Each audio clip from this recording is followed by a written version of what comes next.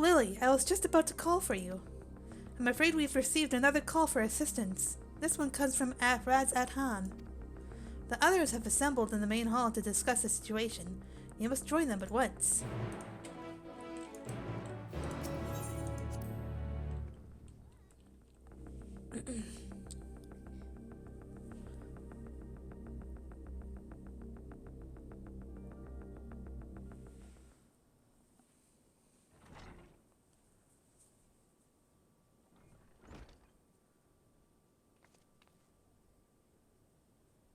Ah, there you are.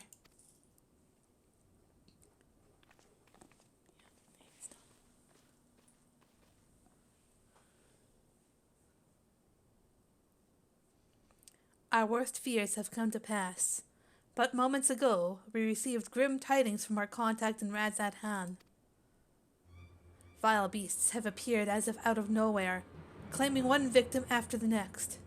What's more, they say the very sky burns above them.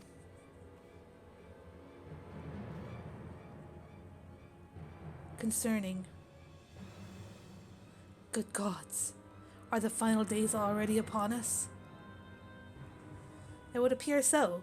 Sadly, that is all the information we have at present. No doubt the people of Raz Adhan are busy fighting for their lives.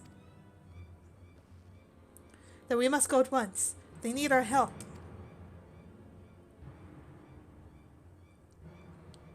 Agreed, Kryl. You'd best remain here with Tataru and gather what knowledge you can. You are in no condition for a long journey, I imagine.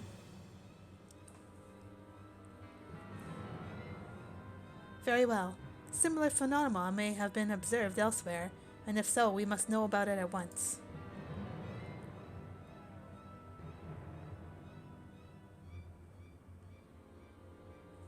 Be safe out there, yes? Let us make first for Yedilmad. Yedilmad. We must prepare ourselves for what may lie ahead. I have a cat who's bugging me. Give me a sec. Come here, Mia. Cat.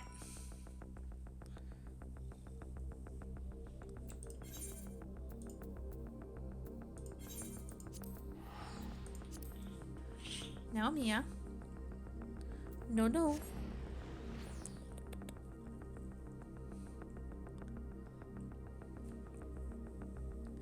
So, am I actually gonna see like a red sky when I load in here? We're about to find out.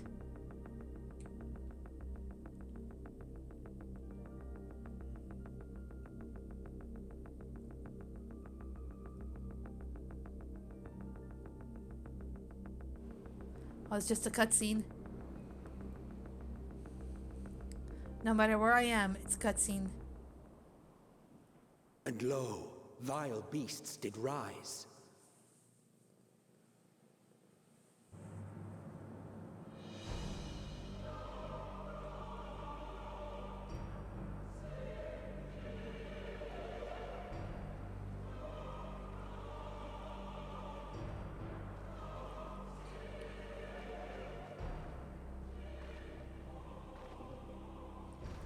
Leaving naught in their wake but blood and ash.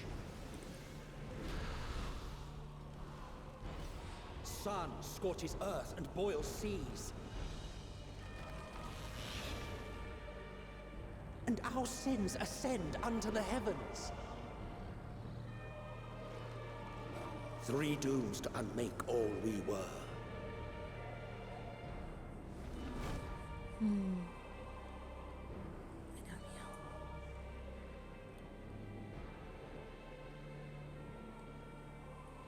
The sky burns. The final days are truly upon us. My friends, I trust you have heard the news. We have. What can you tell us of the situation, Your Excellency?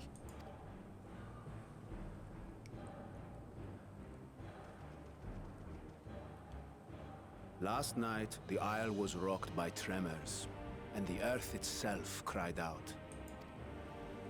Aloft, the heavens began to burn. From all about, unholy beasts, the likes of which we had never seen, came forth in fury and rage.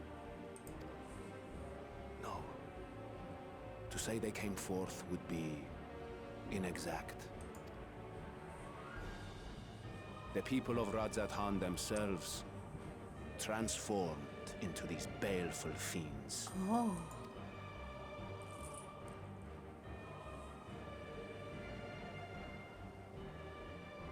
Though the phenomenon was observed throughout our lands, the first creature, the largest and most dreadful of the lot, wrought havoc upon us here in our fair city. Though they bear superficial resemblance to divinities of legend, they are ungodly abominations. The people decry them as blasphemies. The Large One's rampage has since taken it to the northern reaches of the island. I mean to dispatch our radiant host in an attempt to quell the threat.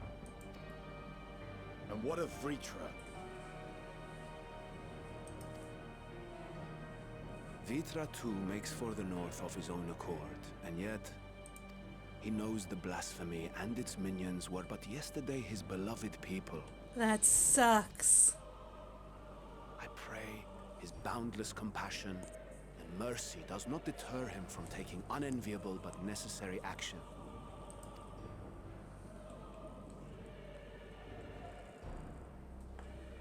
Understood. I ask that you allow us to aid you in quelling this threat. You would risk your lives to help us yet again? I have no words to express my gratitude. Our regiments approach the north from several directions, with a number of units set to depart from the docks of Yedlimat. They will make landfall in an area of dense jungle, where one can expect to encounter dangers even beyond the fell beasts we hunt. I leave you to your preparation. You will find me at the docks when you are ready to depart.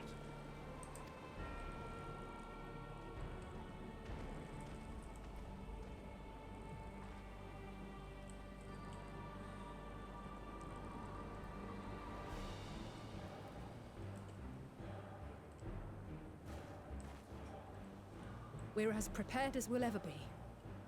Let's go.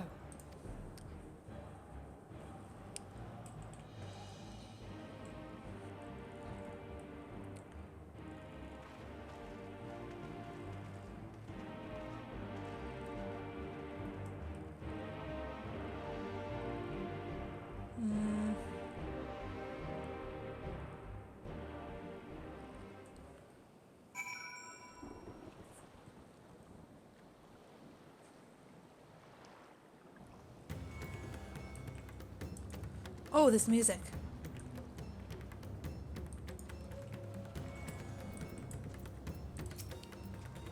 So the beasts are not born of creation magics run amok, but are rather the altered forms of the people themselves. In that sense, this manifestation of the final days differs from that which we witnessed in Amarok. And for the worse, I dare say. If any man, woman, or child could become a beast at any moment, there is no telling whence the next threat might come. We must exercise extreme caution. Hey, Kojin. The final days are upon us.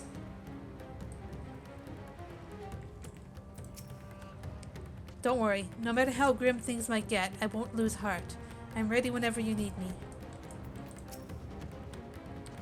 If it's true that the people themselves have transformed into beasts, why, even the Radiant Host could suffer the same fate. Or else, perish the thought. I shall survey the environs closely as we go about our search. There may be some clue as to how we can combat this phenomenon. Innocent souls twisted and reformed into unholy abominations. I thought I had seen the last of such nightmares with the Sin Eaters. We must act quickly, Lily. Everyone but we tarry means another soul may be lost to this nightmare. Usually the most dangerous foe in a worm's domain is the worm themselves. If I were Vitra, I would be as offended as I am horrified. Let's go!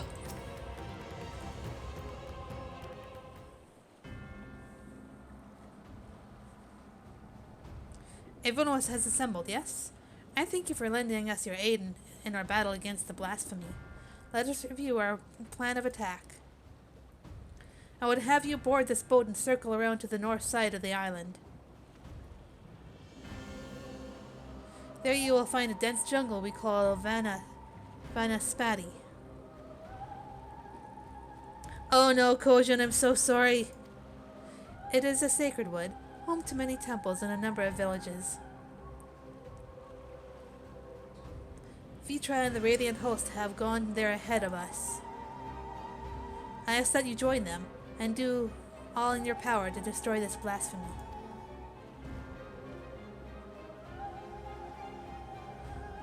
We will be swift.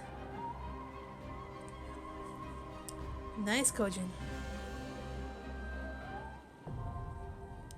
Oh.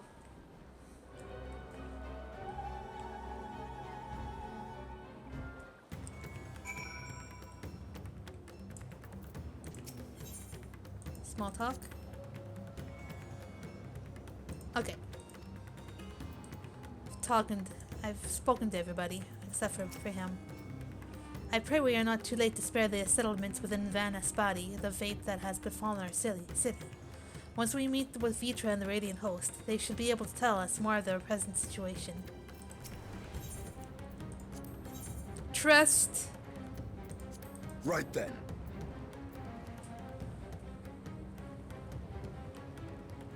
Okay.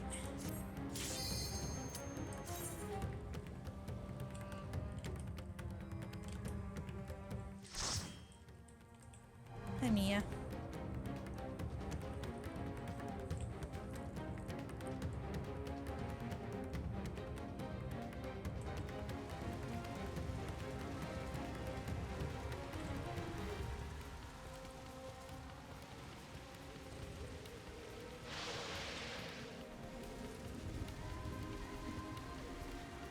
Get out of there.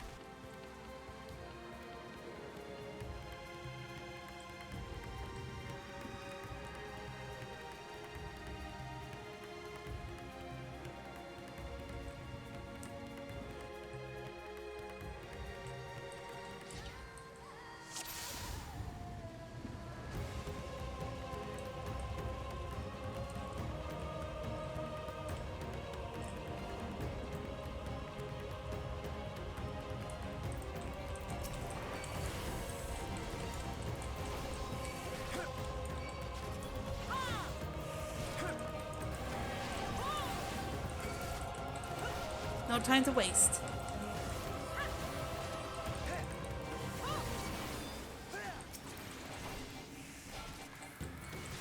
You cannot stop us!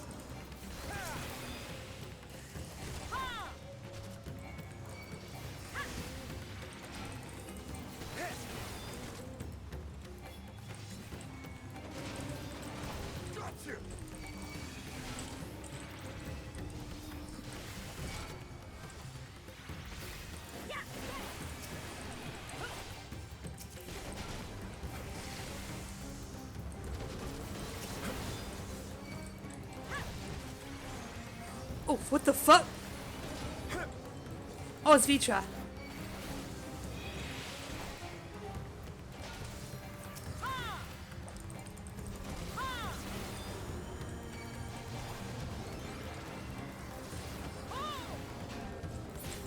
Coming, bud. My friends, heed me. These are children of Thavner. Forgive me. I could do them no harm. Oh, Vitra.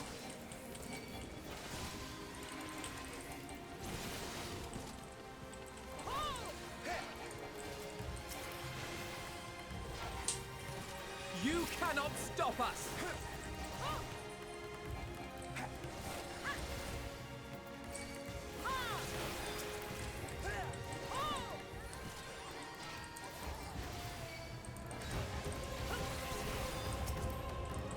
It's okay, Vitra. We'll get through this.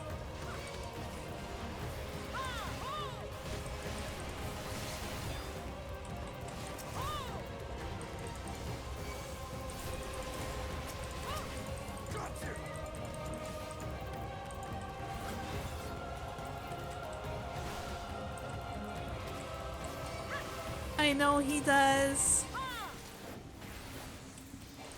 He's a sweet thing. You cannot stop us!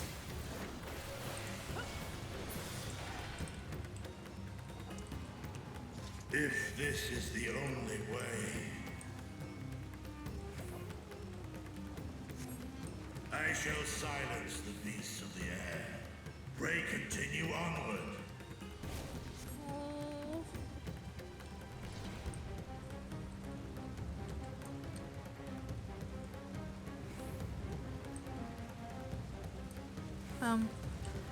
Okay.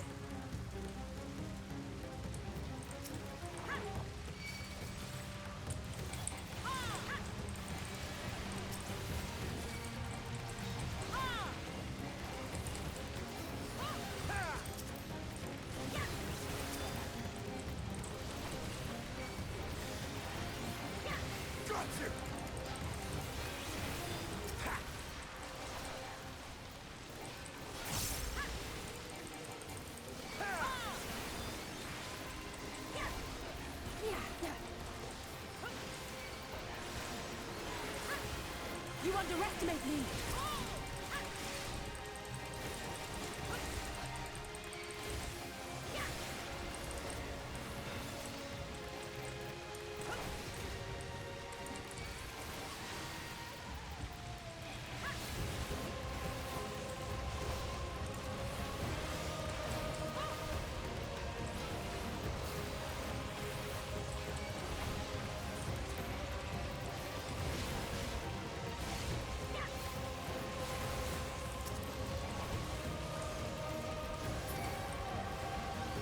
The way is cleared.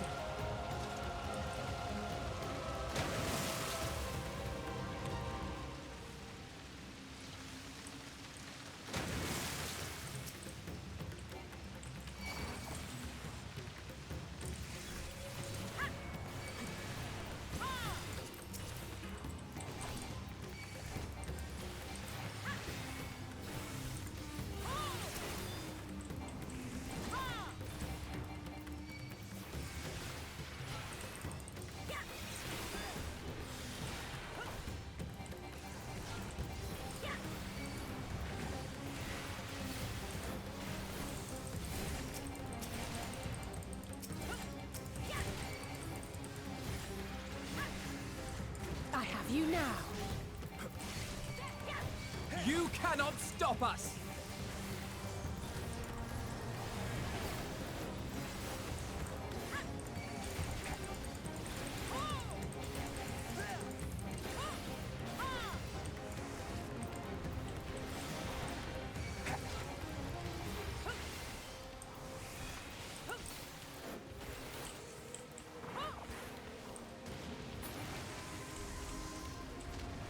Forward.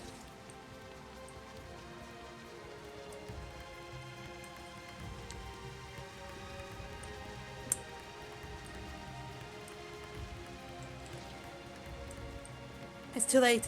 Too late for us all. Terminus Snatcher. Let's go.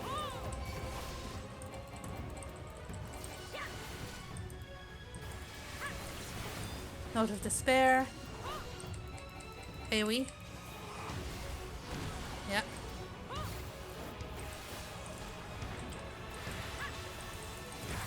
Mouth off.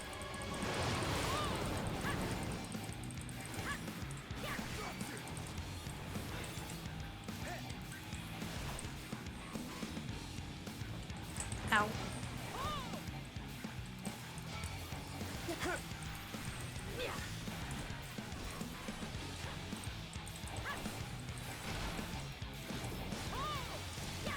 You underestimate me! Another mouth off.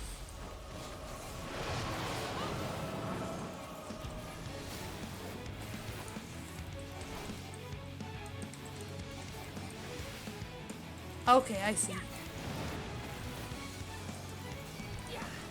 You underestimate me!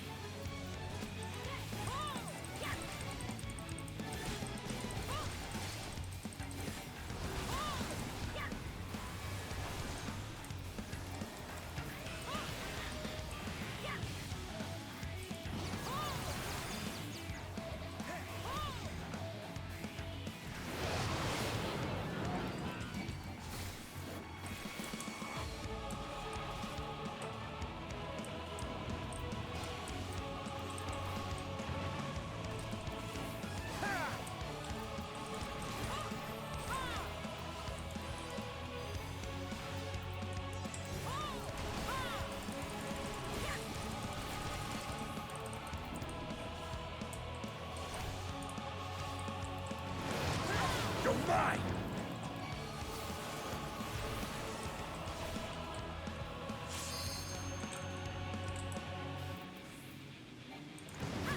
On guard! On guard! Oh, I have you now.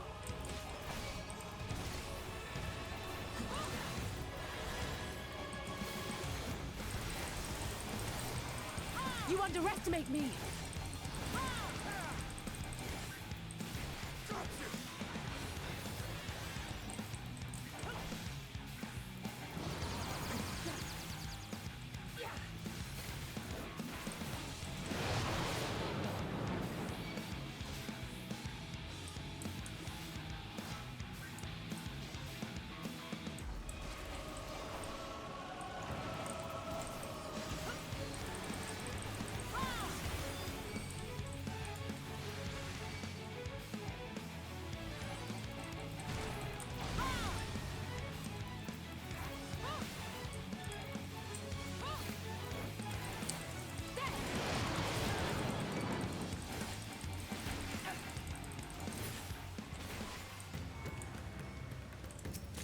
easy. Striking? Okay.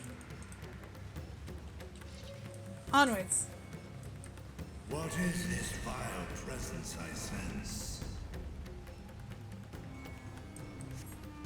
The horde draweth near. Be on your guard.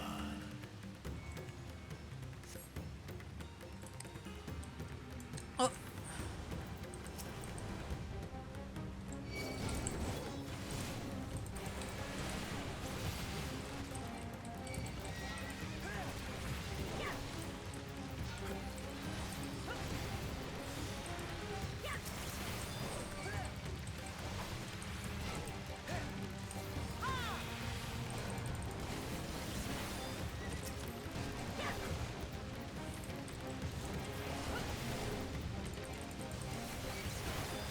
There!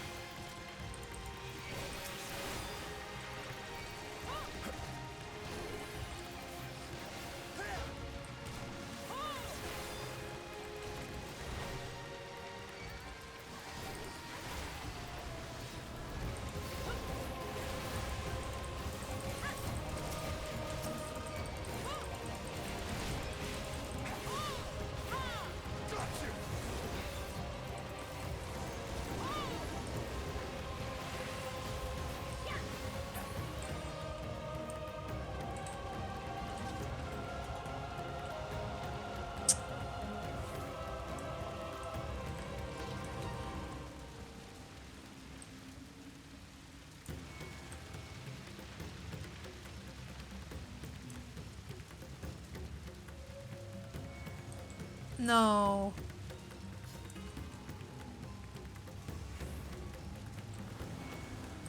Oh dear. No, don't run! Run! No. Okay.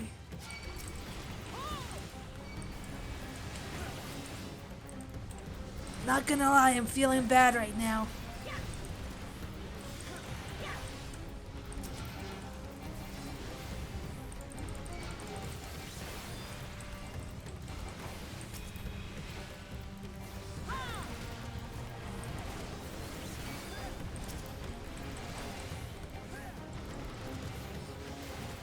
You underestimate me!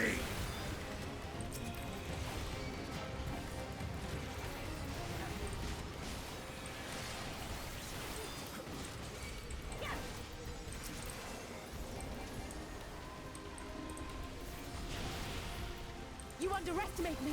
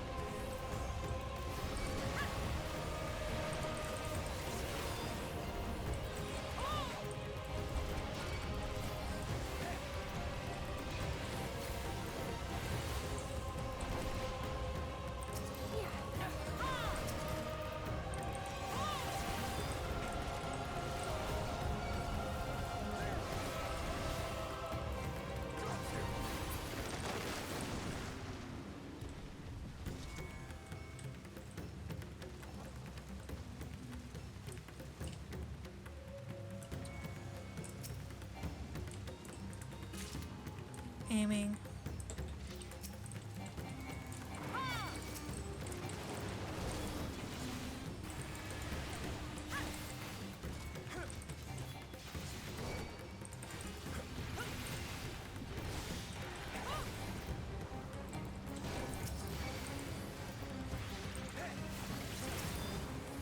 You cannot stop us! You underestimate me!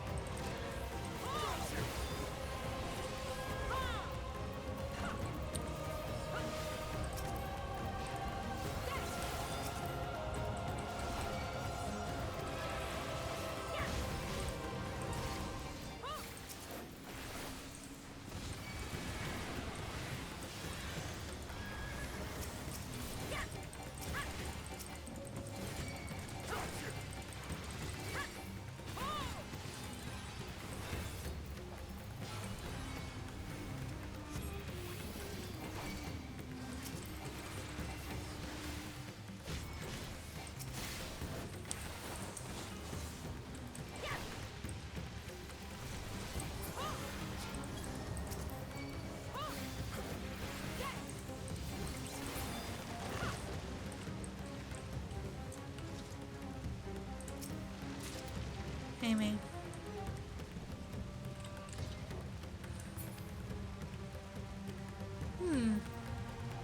Terminus Wrecker. Bring it on.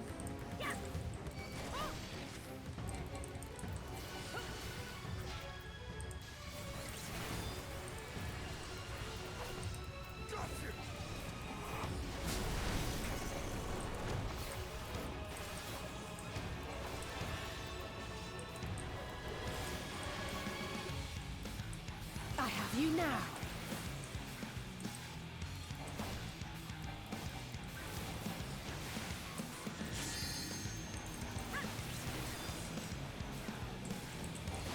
You underestimate me.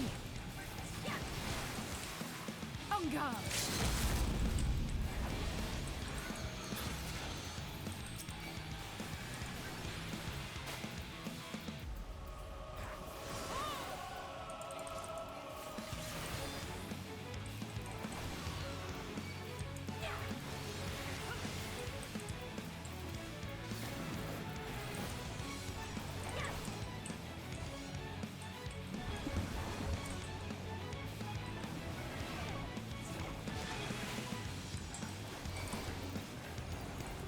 Okay.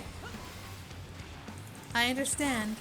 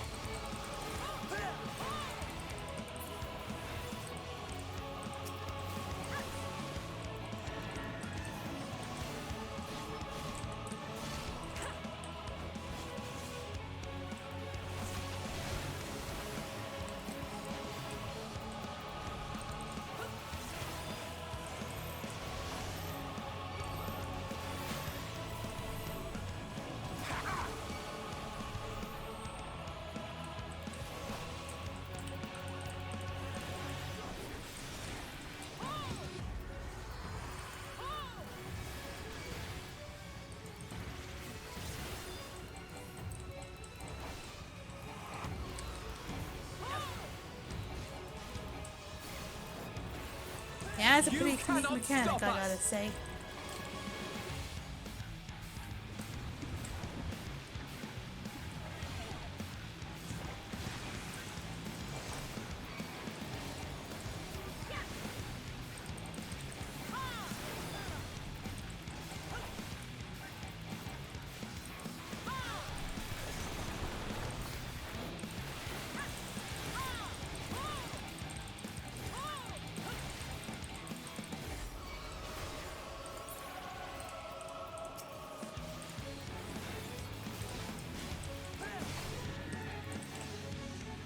Got you! You're mine!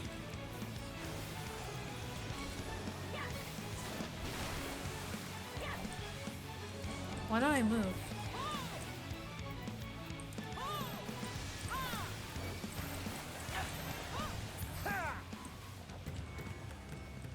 Oh well. Striking.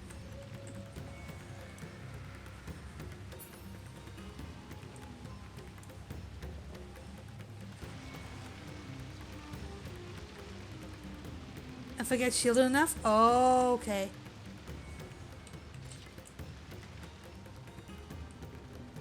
Whoa.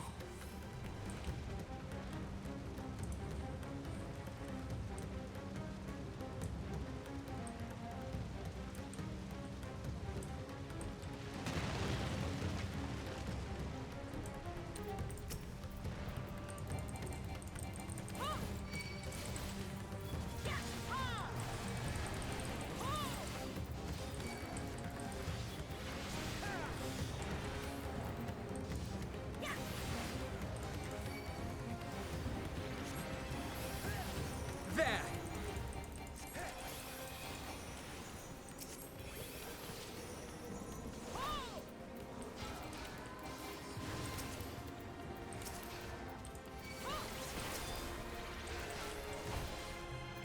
Nightmare fuel indeed.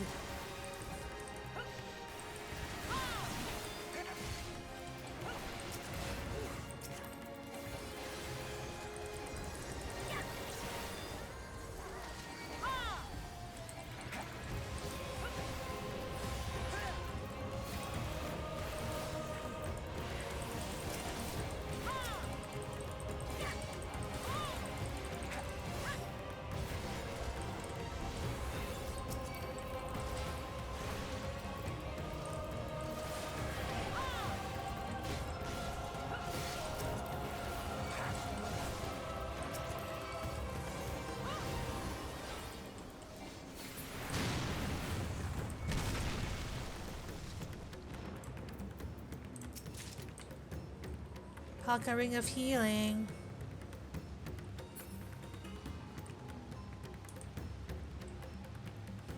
I have a bad feeling about this.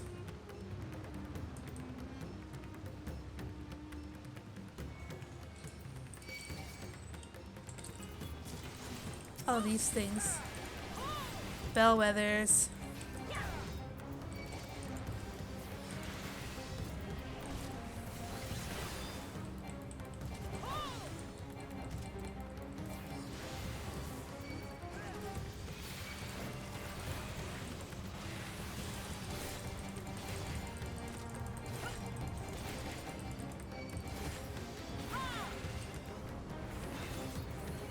You cannot stop us!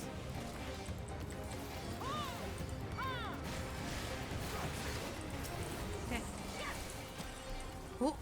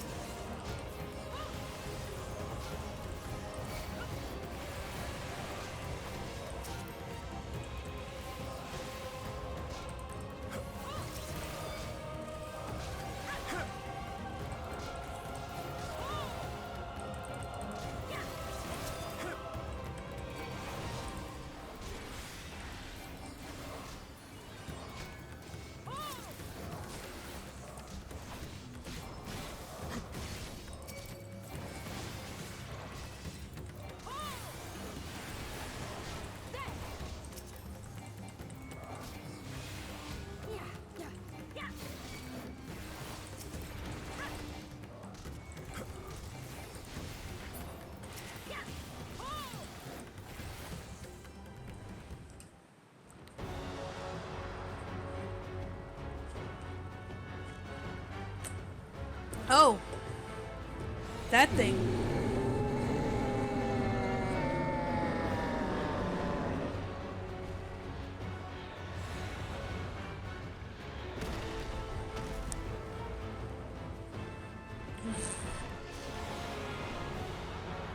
Svarabanu.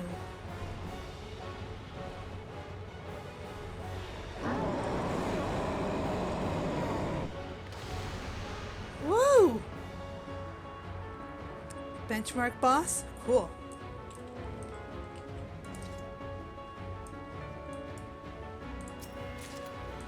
Casting. Okay, I'll save those for when I level up my summoner. Let's go!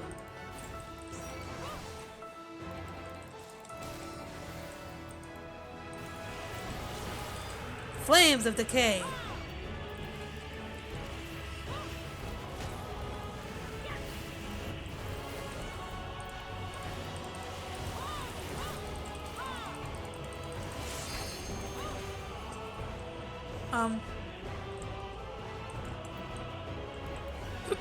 Okay. Opposite.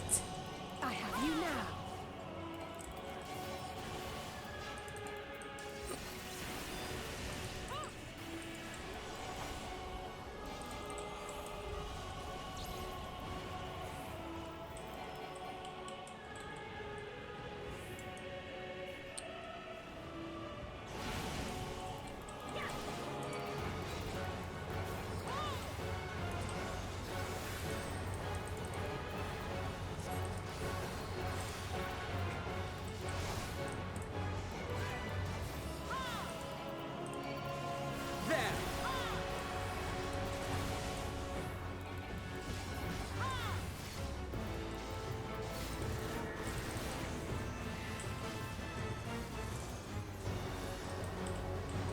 Oh.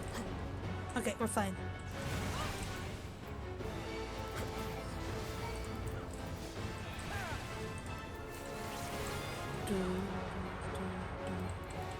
Crumbling sky.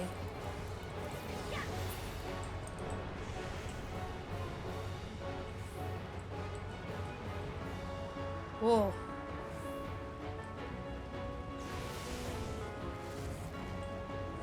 Oh, dude.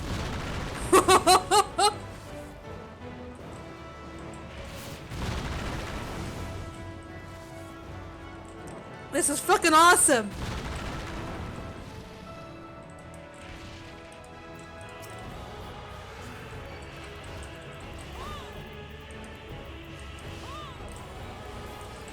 Flames of Decay.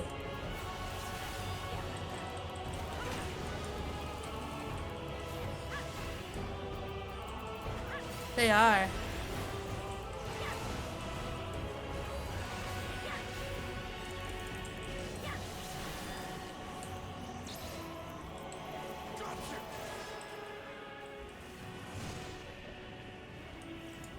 Oh, no, no, no, no. Alright.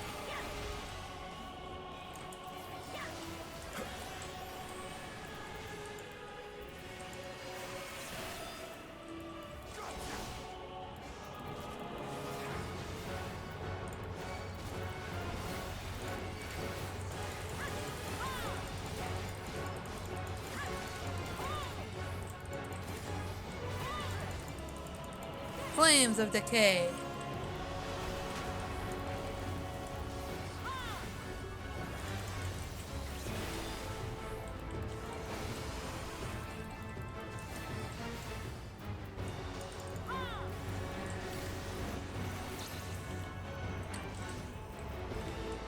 I should be okay here.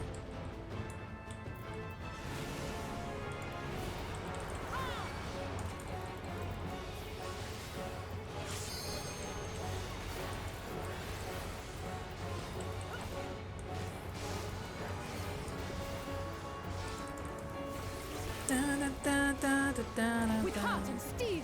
Time to end this!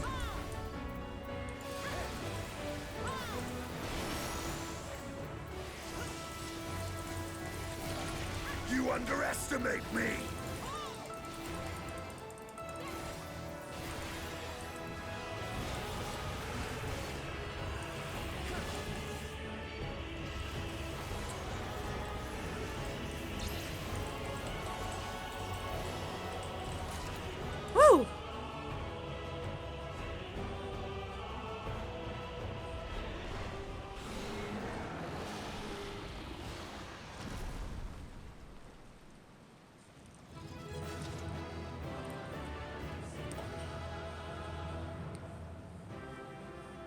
Lily.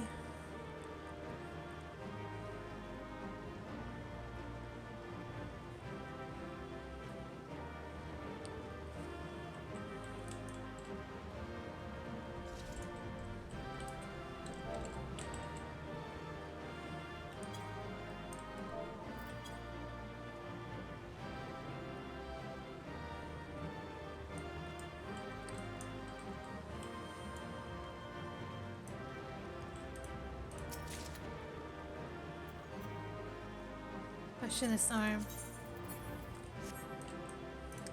Nothing really for me. It's belief duty.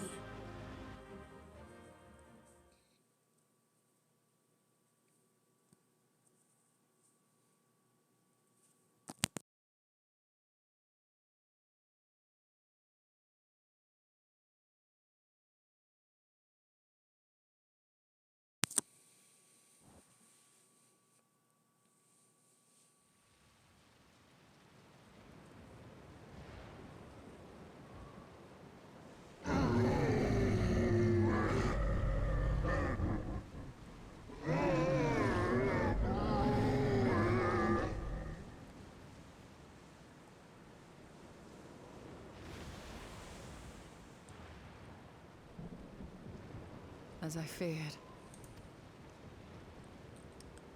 What is it? The beast was there, and now it is no more. Yes? Indeed. We saw it plain. But you didn't, did you? I saw nothing. Not the blasphemy that perished here, nor the other men turned beasts. And because of this, I now see all too well. There is no ether. Where the creatures should be, I saw naught but emptiness. Oh, damn. Emptiness? But that would mean... Recall the words of the Watcher. 'Twas a stagnancy of ether, a cessation of flow, leading to decay and absence, that led the ancients to conclude their star was dying. This is the same phenomenon. The instant these people are seized by the transformation, their ether begins to rot and crumble away like dried mud. Until, from their corporeal forms to their very souls, naught remains. Damn. But the beast spoke with its dying breath. Surely at least a sliver of the man it was endured. Mayhaps so. But even if the process was incomplete, it was little more than a faint residue. Gods be good. You're saying they cannot be saved? Not by any means known to me. Or by any means at all, like as not. For there is naught left to save. They return not even to the ethereal sea.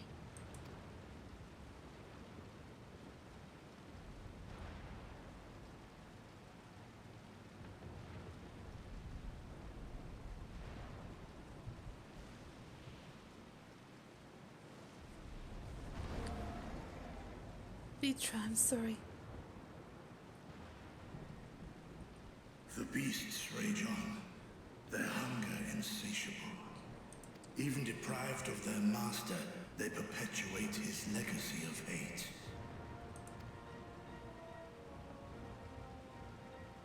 Once proud sons and daughters of Thavnir, all of them, and now I spill their blood.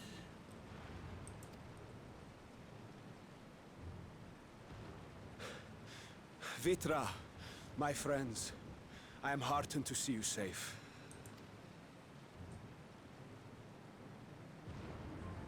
You put your secret at risk. Those closest to me already know the truth. A truth I must now share with one and all.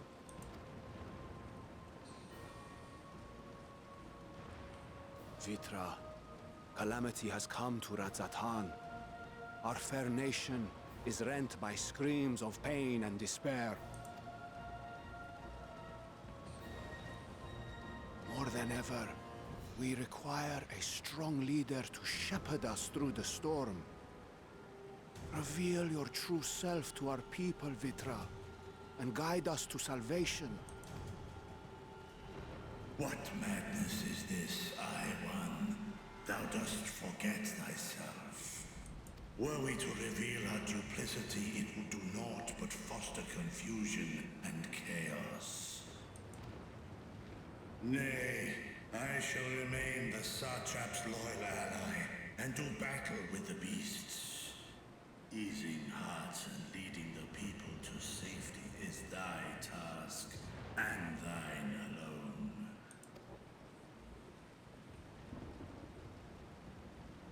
I ask that you remain at Ahewan's side, and render unto him what aid you may. I know not what lies ahead, but without you, Rad-et-Han will not survive.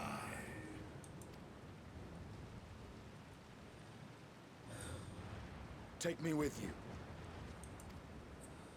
I am as at home fighting in the air as I am on land. Take me with you. Were my words unclear? I require no assistance. Thy place is at Ahewan's side. Estinian, here.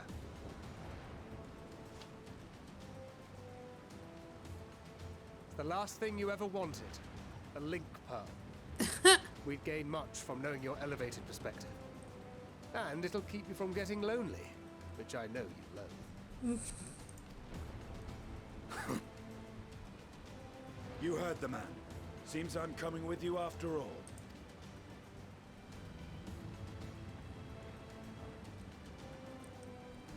Then I pray thy grip is iron. Be it on thy head if thou dost chance to fall. Fair enough. Now, shall we? There he goes.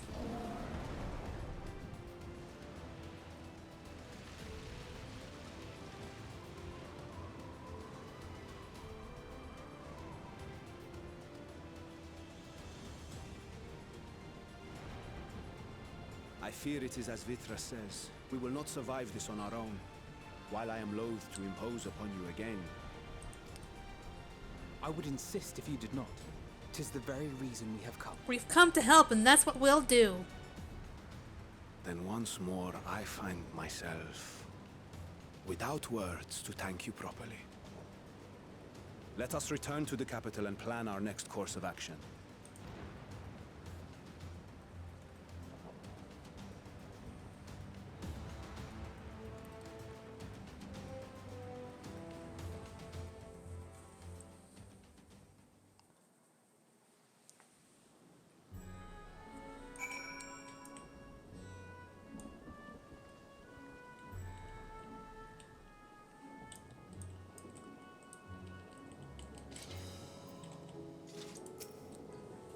All life must end in death, yet death in turn gives birth to new life.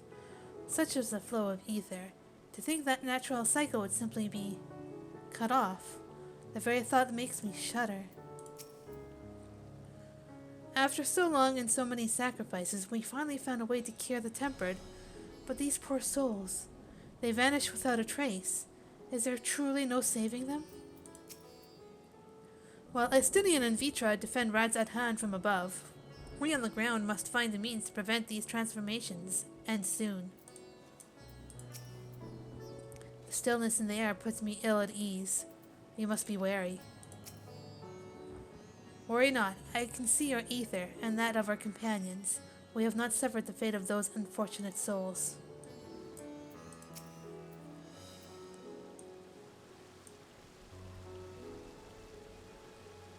Our radiant host has eliminated the immediate threat to the city, though it pains me to know those beasts were once my own people. There is no telling when or where the next transformation might occur. We must remain vigilant and steel ourselves for whatever is yet to come.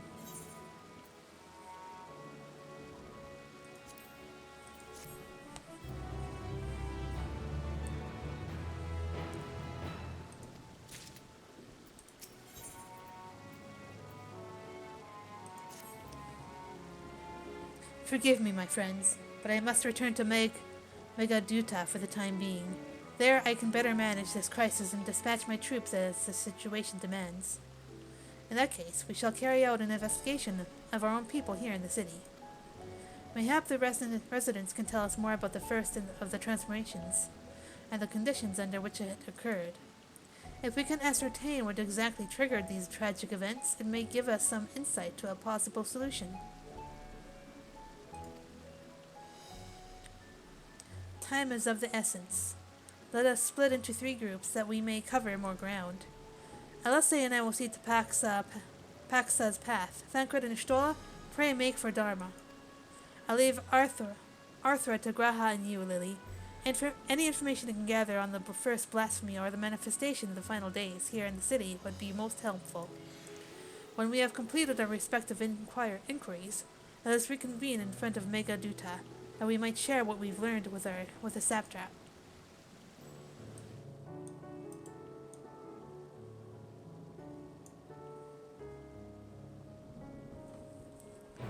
Man, poor Vitra. Alright, Graha.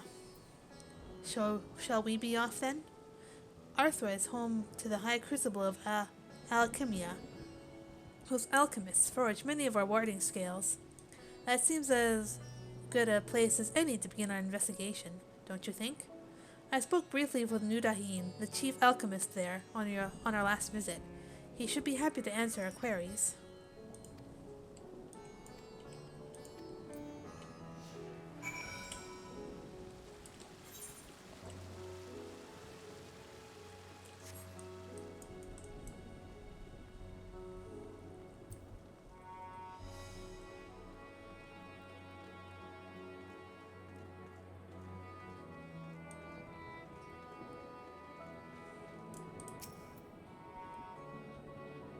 Still disabled. Shit.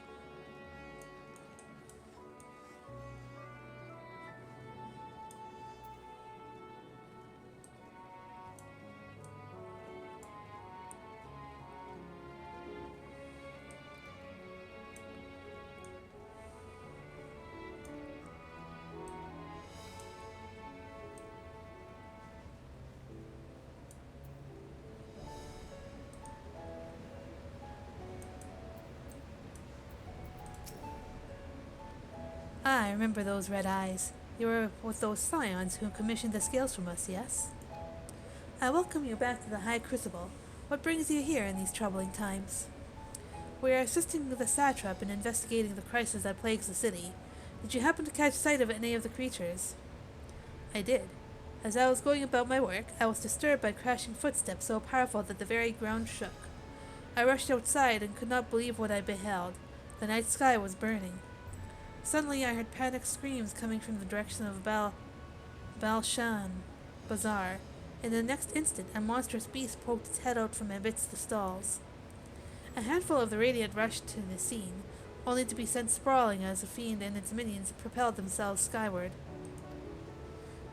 So the blasphemy came from the vicinity of the markets. This knowledge may prove useful. I thank you for sharing your tale. Well, I do believe we now know where we should inquire next. To the bazaar, then.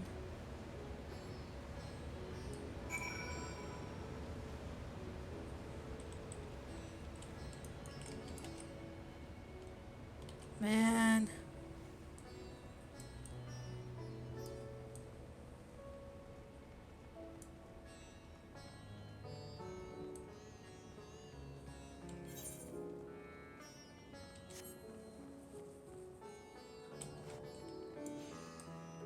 Bazaar.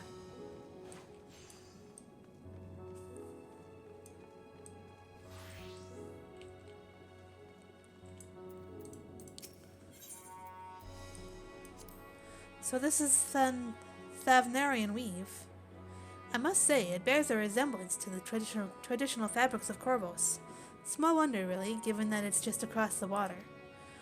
Not that I am so much of an expert in Corvosi culture, of course. I have not had the occasion to visit my ancestral home since coming to Charlian, and like as not, I will never reside there again. That said, in recent days, I felt more acutely aware of my heritage. and grateful for it. It is thanks to my forebears that I inherited the royal eye, and with it the wisdom of ancient Alag. And so, well, I simply hope that my countrymen are safe.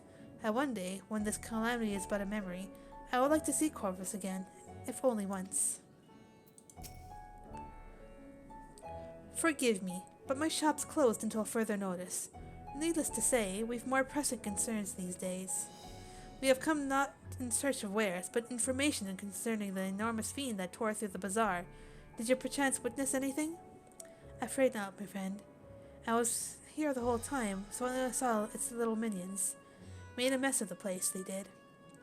While that was all going on, the great big one tore through the west side of the bazaar.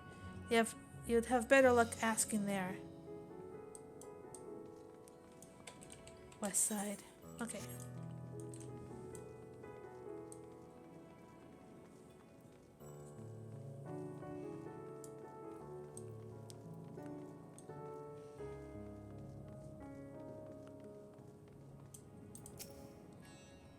Is something the matter, traveler? If you are lost, perhaps I could be of assistance. Your offer is most appreciated. We are not lost, but we are in need of information. Might you know anything about the gargantuan beast that rampaged through the bazaar? I saw it all, though I wish I had not. I was going about my work when all of a sudden a piercing scream cut through the air. I turned around and there was the fiend, its massive body bursting through that entryway with the force of a tidal wave, and when it was gone, as quickly as it came.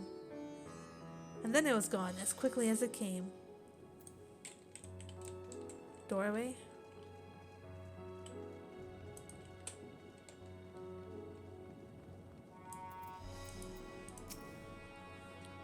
Sisters, have mercy! What is happening to the world?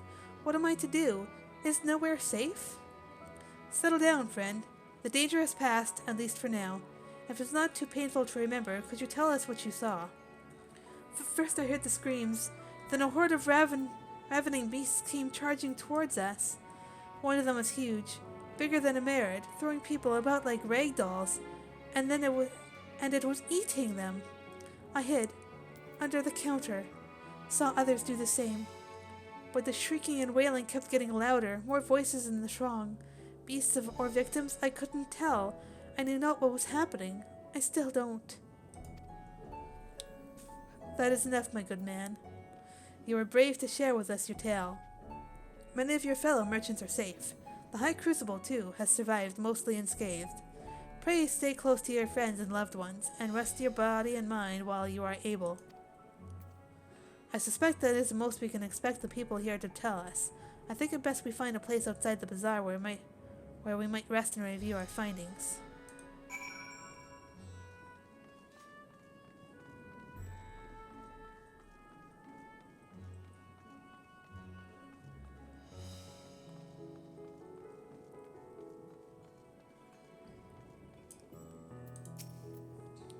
Judging by their accounts, the transformation has already occurred by the time the beast reached the bazaar. It tore through the west side of the bazaar and headed towards the Aetheroid Plaza. In other words, the blasphemy may have first appeared in this vicinity. That being the case, the people in that Mayhan can surely tell us more. Mayhane? Mayhane, I think. Yeah.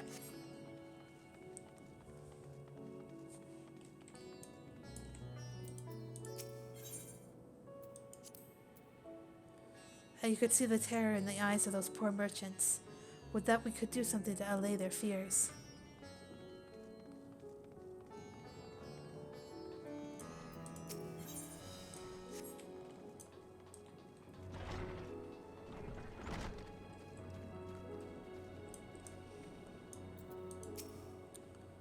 Going after the enormous beast, are you? Aye, I saw it, including the very instant that poor bastard transformed. Damn the gods for putting me there. Started over there, by the window. A few men, merchants probably, talking and drinking. Conversation must have taken a turn for the worst. Next thing I know, their leader, I suppose he was, buries his head in his hands, and black mist was swirling about him. Then his whole body bursts apart, and there stands a hideous slavering beast, massive and foul, all gaping maws and bulging eyes. His friends start shrieking, Then the black mist comes again until the change takes them too. The stuff of nightmares, I tell you. Nightmarish indeed. Incidentally, do you perchance know of who those merchants were? No, I'm a decorator by trade. Not much cause to mingle with their sort. Some Milheal, the barmaid, chatting with them, though. She might know something. Information.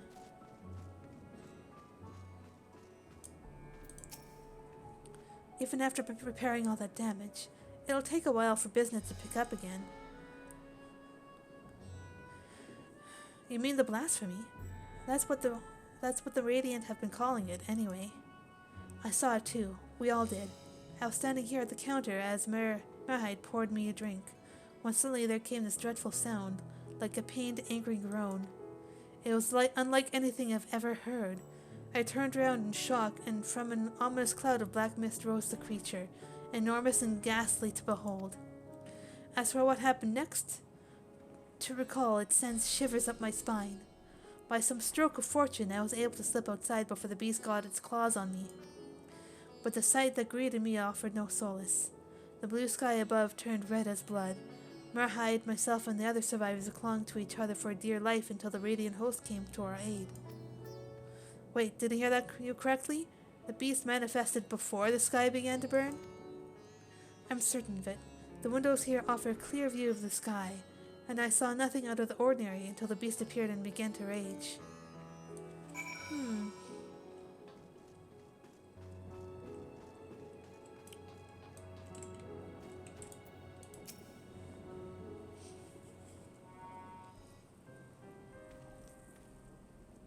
Oh, hello there. Welcome to Merhide's Mayhain. What can we get you? We have come not for libations, but rather for information. You're a Milheal, yes? We are investigating the so-called blasphemy on the Satrap's behalf. We hear it was one of your customers, a merchant, that first underwent the transformation. What can you tell us about him? He was something of a regular here, especially of late. Kalzal was his name. I think I recognize that name. Kalzal was his name. He ran his own consortium, dealing primarily in the exports of Thavnarian specialties.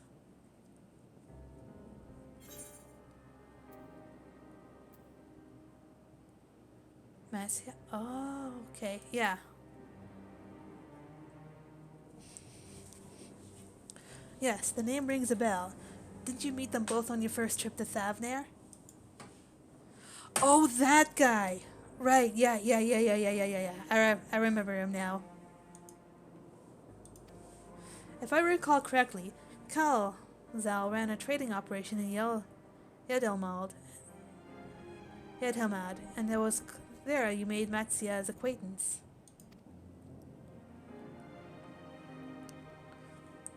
Yes, that is the same Kalzal, no doubt. A rather successful man, from what I gather. That said, it was clear that he had fallen on hard times of late.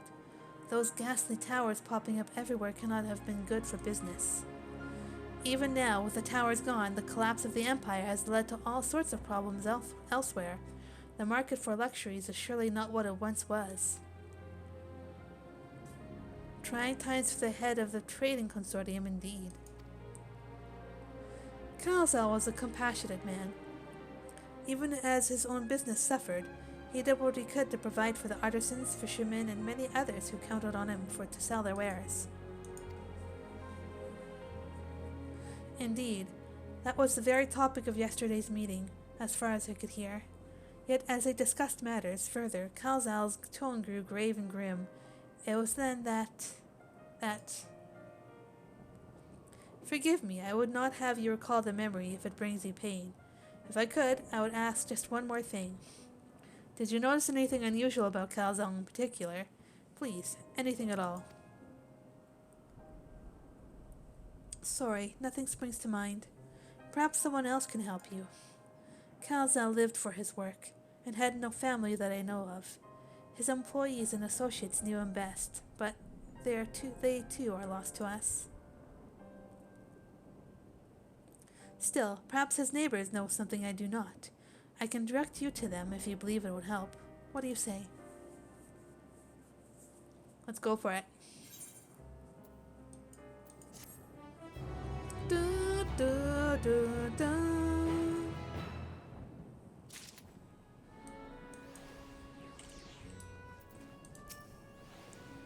Thanks to Melil, it appears we have a new lead. Let us leave no stone unturned.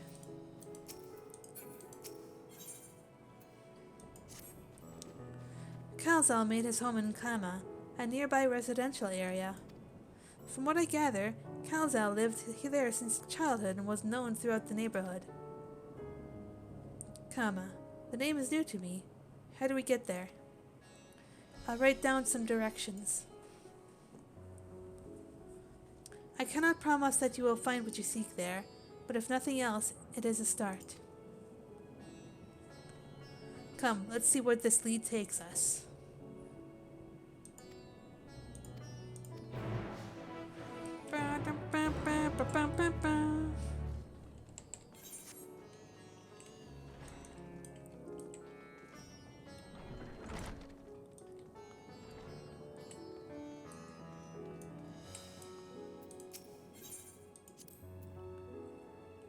Let's see. After leaving the Mayhain, we're to retrace our steps and head back towards the Aethersite Plaza.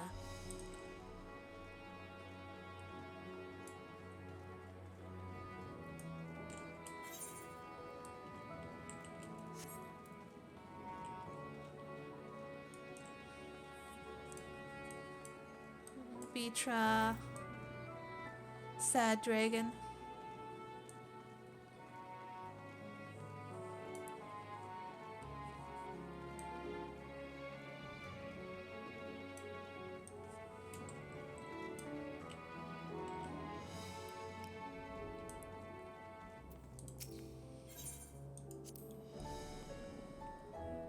From here, we ascend the stairs.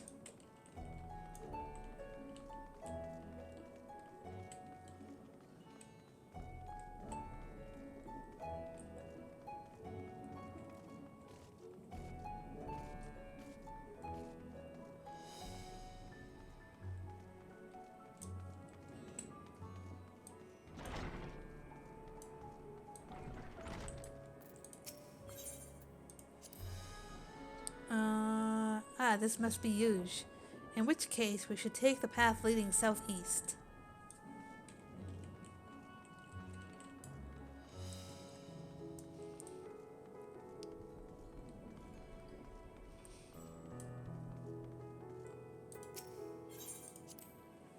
If we keep going this way, we should arrive in Kama before long. Walking these unfamiliar streets is quite the adventure, is it not? I can only hope we can explore Rad's at hand at our leisure once this crisis has passed.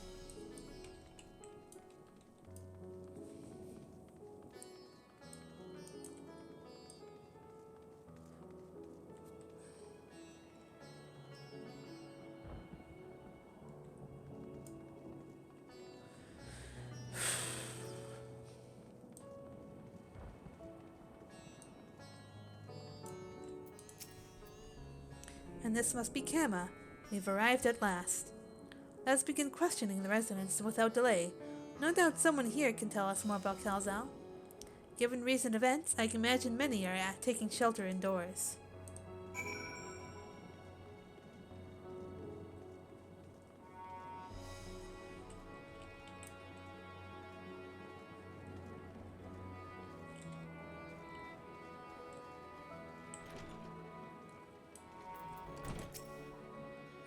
Kalzal, you say?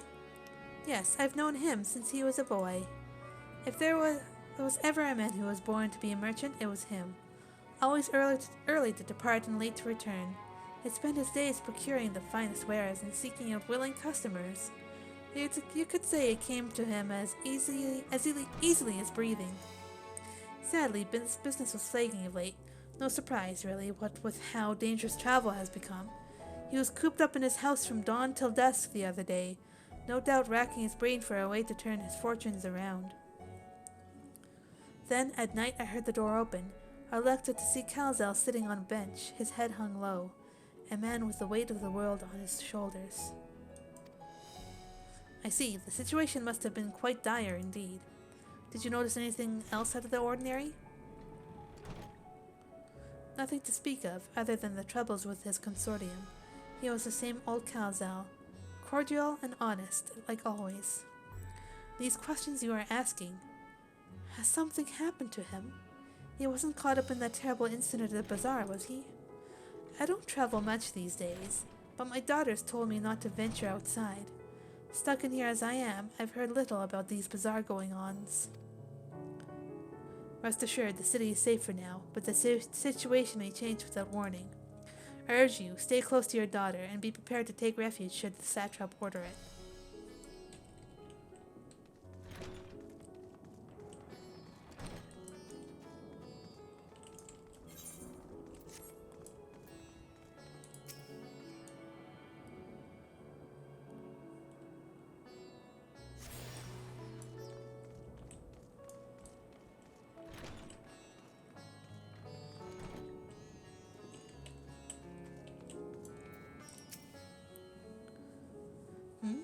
Could you come back another time? I just woke up and I'm not exactly in the mood for idle chit-chat. Well, that's one way to avoid the panic, I suppose. Pardon our intrusion. You may not have noticed, but a great danger has come to Thavnair. I encourage you to stay alert and prepare to flee the city should the situation turn dire. But before we leave you in peace, pray allow us to ask a question or two. Did you know a local merchant named Kalzal? If so, did you notice anything unusual about him recently? Kalzal? Aye, I know him. In fact, we spoke just the other day. Like many others, his business was doing poorly. Still, it seemed as though he had managed to turn things around, thanks to a generous order from Ruvaid the Fibers. Why, he was practically dancing in the streets. I haven't spoken with him since, but I assume it all went well. Jinabaha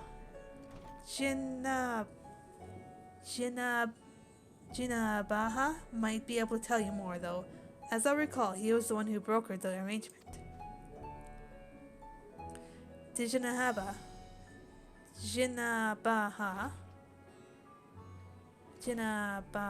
at Rudvia Fiber. Oh my gosh. Just call him Jin. Just make it easier on yourself. Ugh. Bah.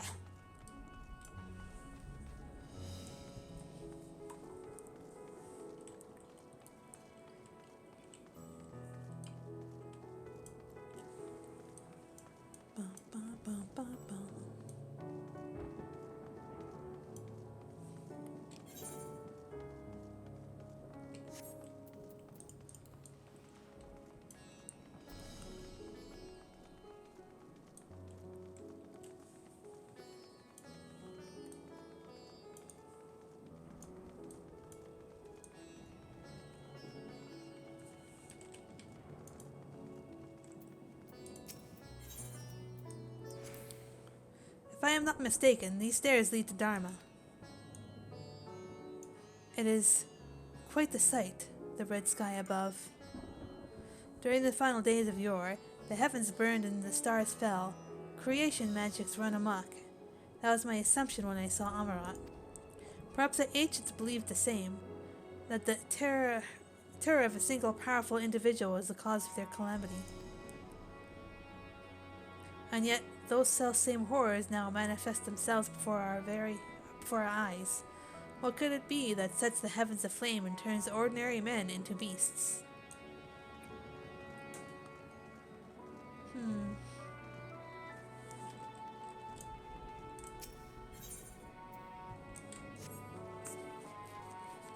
Tweeze.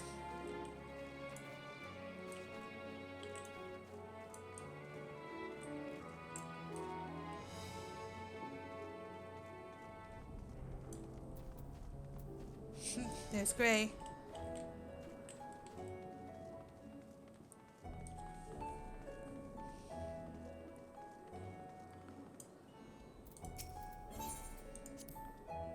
They're farming silkworms. This must be Rudy Fibers, where we should find Jin.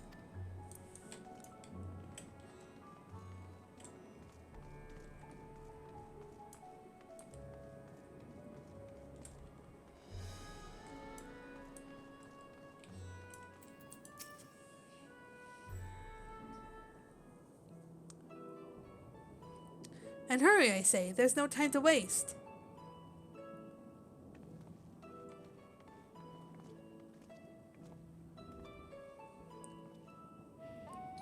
Pardon me, but you are in charge of buying and selling here, yes? We have a few questions that we'd like to... I'm sorry, but I simply don't have time to chat. If you haven't noticed, we have our hands full at the moment. We must carry all our wares and equipment to safety before those accursed beasts return. In that case, might we be of assistance? Perhaps we could speak when the job is done. Very well. You can start by helping us move our equipment. Ask the others what to put where.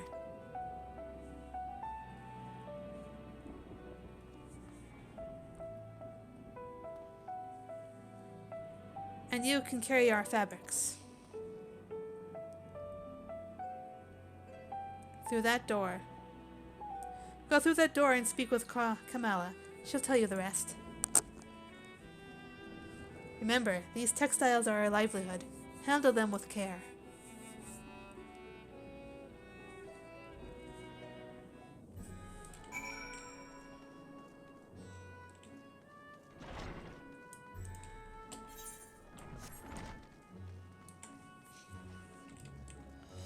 Wow. This area is for employees only. Out, out! But I was asked to help. What's that? You've come to help?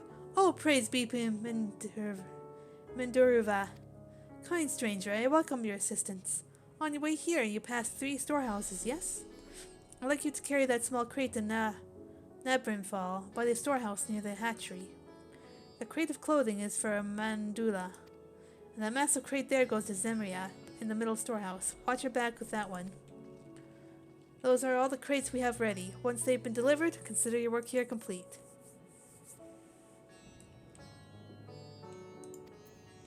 Oh.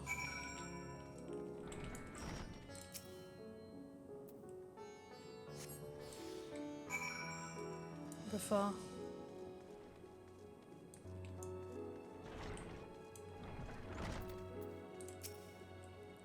Thread, is it? Then you've come to the right place. We thank you for your aid. Ordinary crate.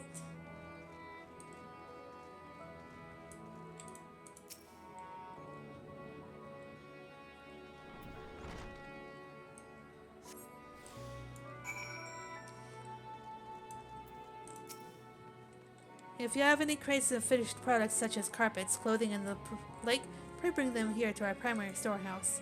A crate full of clothing, is it? I can take that off your hands. Many thanks for the delivery. Pick up the weighty crate.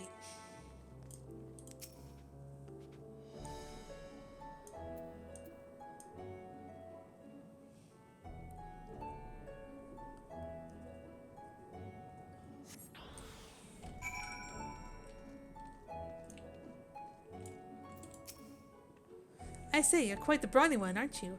A good thing, that. Never know when you'll need to defend yourself in these unpredictable times. A crate full of fabrics, is it? Exactly what I was hoping to receive. Here, let me put that away for you. I'm helping! You've carried all the crates to the storehouses, you say? And so quickly, too. Why, I've never seen anyone so strong. I and my associates will see to the rest, so please return to Jin and assure him of our work is proceeding apace. To tell the truth, we're grateful for this distraction. Too many terrible happenings of late, but generous souls like yourselves gives me hope that we may emerge from this trial even stronger. I pray we meet again in more peaceful times. Yeah.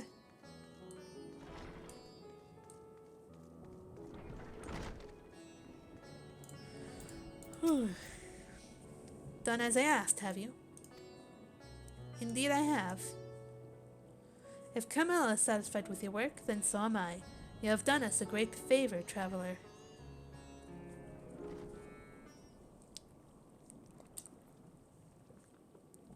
I too have delivered the instruments and apparatus entrusted to me. You both have my thanks. With our wares safely stored away, we'll not lose any more to those fiends. I take it that your establishment did not escape the attack unscathed. We did not. Thankfully, most of our workers had already left for the day, but those of us still here saw it all. We looked to the burning skies in confusion, and then, before we could even begin to make sense of it, a hideous creature burst through the doors, shrieking. We ran for our lives, but one of my colleagues was not so fortunate. He cried out, a scream of such agony, such terror, and in the next instant he, too, sprouted fearsome claws. The sight of it caused another fellow to panic, and then he, too, transformed.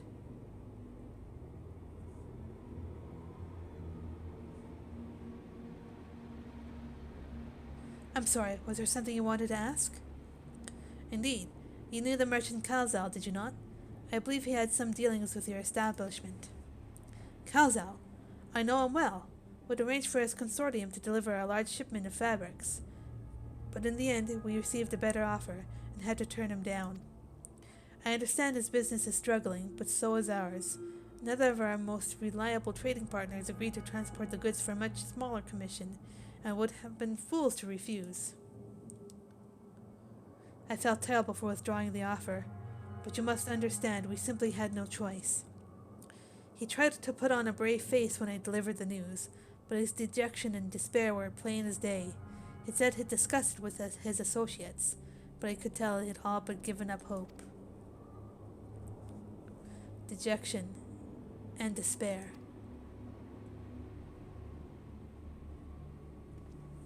You remember what we saw in Vanaspati, yes? Soldiers and jungle dwellers pushed to the very brink, turning into beasts one after the next. It would seem the same phenomena occurred here. The poor craftsmen attacked by the fiends, as well as those that witnessed it, all undergoing this change. I suspect that everything began with Kalzal.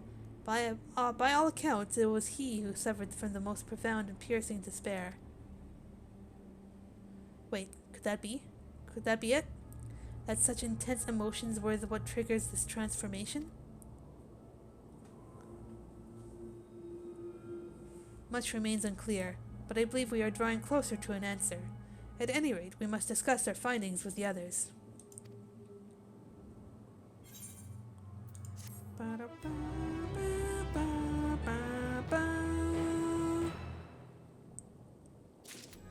Just on the cusp. Can the despair of a man's own heart consign him to such a terrible fate?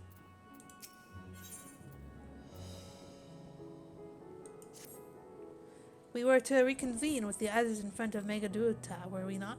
That should be just outside. With any luck, they will have already returned from their own investigations. My friend, we must take our leave. I pray that your establishment is spared further tragedy. But remember, your lives are far more precious than any wares. If you are ordered to flee, do so without hesitation. Indeed, I thank you for your concern, and pray you too take care as well.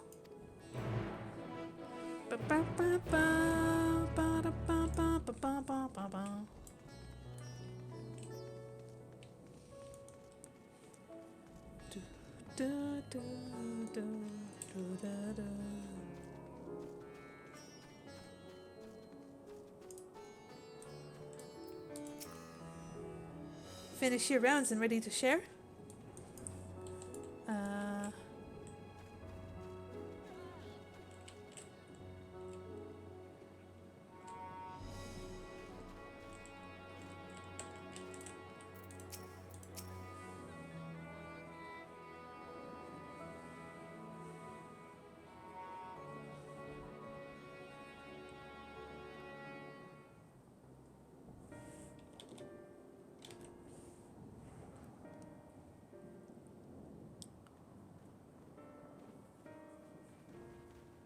There you are.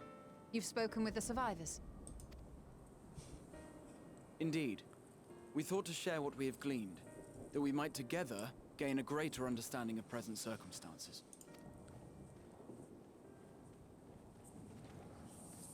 Fortuitous timing. Alize and I completed our own investigations not long ago. Then we should take a moment to compare notes. Shall we begin with the two of you?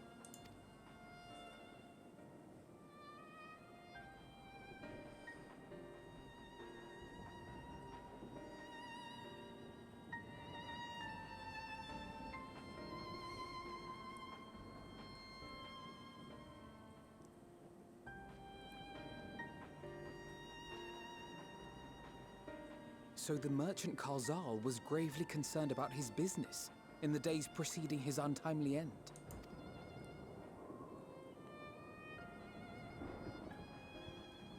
The tales we heard were much the same.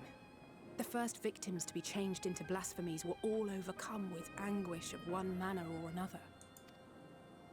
Then those who saw their loved ones stolen before their eyes succumbed to a similar panic, setting in motion a chain of transformations. Fear, unease, despair. These negative feelings serve as a catalyst. If so, then it is not unlike the calamity that befell the ancients. With their creation magics, they unwittingly gave form to untold horrors. Had they simply lost control, surely it would have manifested in many forms, not all of them monstrous. Yet somehow, this phenomenon is triggered solely by the darkness in their hearts, a common thread with what we now witness. Common, but not identical. While the beasts the ancients faced were forged with magic alone, those of today are born of sentient beings. Why remains to be seen, but there is one fundamental difference between us and our predecessors. Our souls are sundered, whereas theirs were not. Perhaps that single variable makes all the difference. If I may, there was another detail that troubled me. We have it on good authority that Karzal's transformation took place before the skies began to burn. What? If that's true, then the situation's more dire than we realized.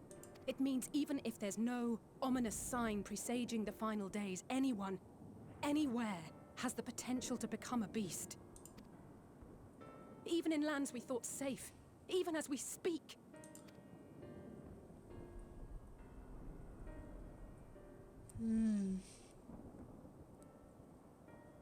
Look! It's the Satrap! The Satrap! Thank the heavens.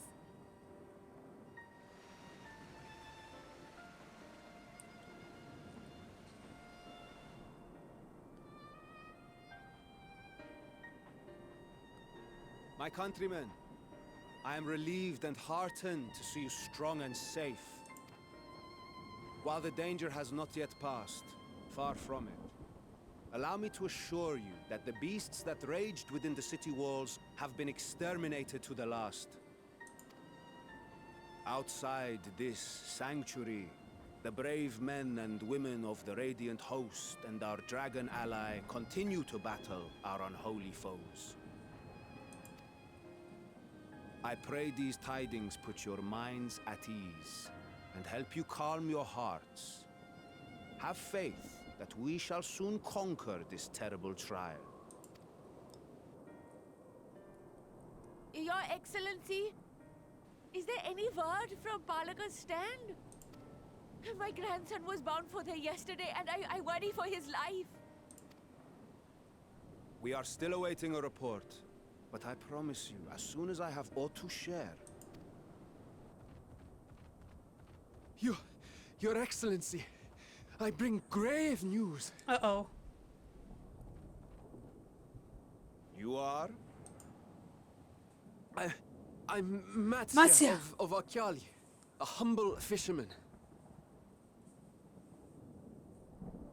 Ah, I remember you from our first visit. Wait, you're... But no, that can wait. When the skies turned red, I set off for Balaka's stand, fearing for the safety of a friend. Uh-oh. but as I drew near the village, I saw dreadful beasts all about. No! Gods have mercy! It's gonna get set off. Your Excellency! Save my grandson, I beg of you! We will spare no effort to save all we can, but you must remain calm. Calm? You tell me to be calm? You saw those beasts? They tore our bravest warriors limb from limb! What if we are too late, huh? They catch him? Oh Stick no, their no, no, fangs no, into no, no, him? no, no, no, no. It's happening. The fangs! Oh, the blood! The screams! Get away from her, now!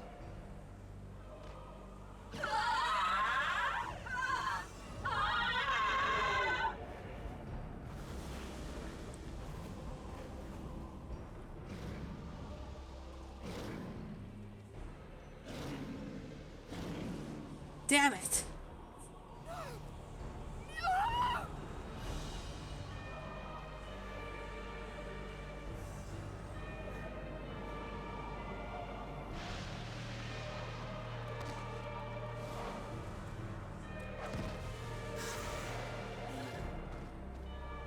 Damn it! We've got to kill them before it spreads. We'll handle this. See the townspeople to safety.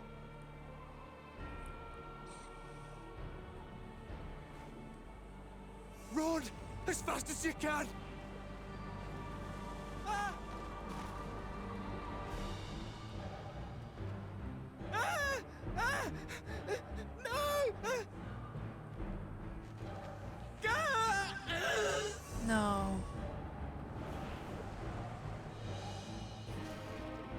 Shit.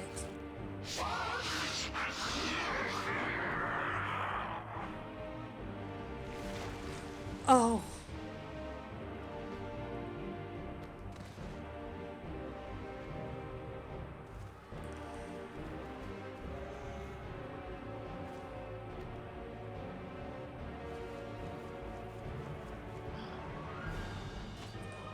Satrap.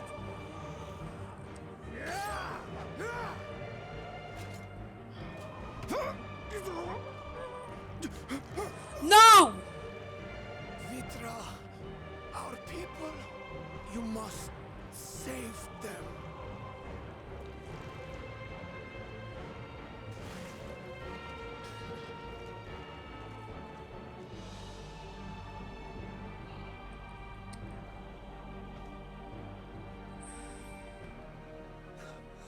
My son,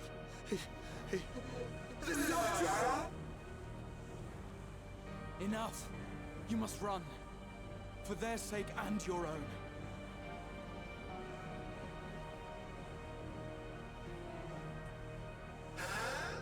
Yes, you will survive. You must. Good boy, Graha.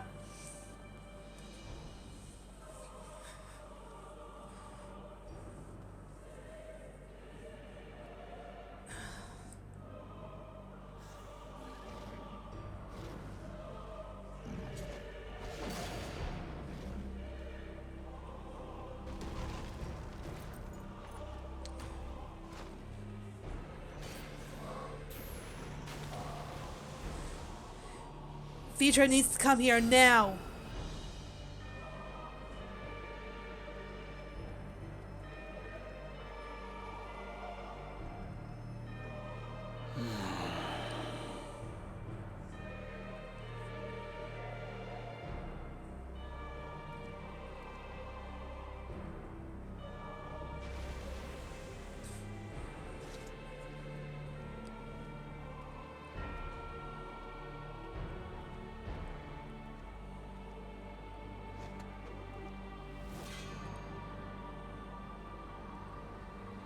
Be strong, my friends!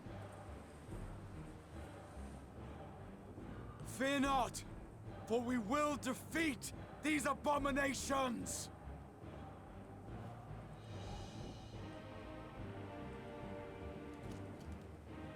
Brave men and women of the Radiant Host, lend your Stola and Thancred your aid. Let not a single beast escape. The rest of you, Flee this place! Carry the wounded if you must! Head indoors or underground!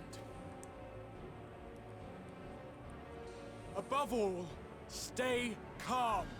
No beast will follow you. We will see to that.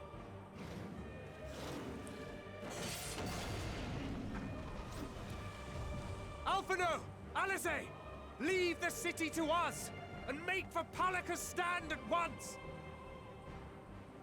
Matsya, show my friends to the village. I promise you, they're more capable than the host's finest. Right. Go with them, will you? We will save these people. As many as we can. Give it your best shot there, Graha. Proud of you, bud.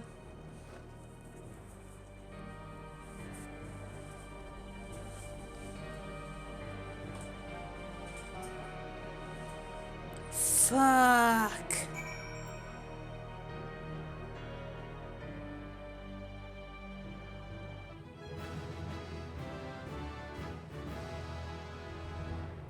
Expedition.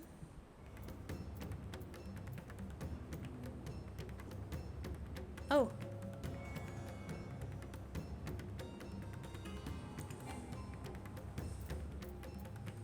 Cool.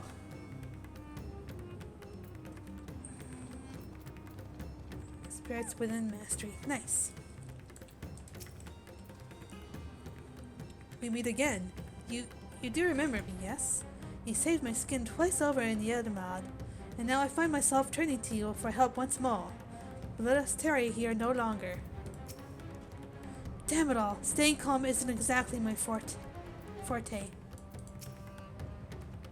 We must save Palaka's stand, whatever it takes. Matsya, it pains me to put you into harm's way, but I would ask your aid as well. Of course, Palaka's stand is not far, just down that hill. But as I told His Excellency before, the path was blocked by terrible creatures. I had no choice but to turn back. In that case, this is what we shall do. Lily, I ask that you take the lead and dispatch any beasts you encounter. Alce and I will keep Matsya hidden amidst the trees, and follow when the path is clear. There is no telling what dangers await us. Keep your eyes peeled. Oops.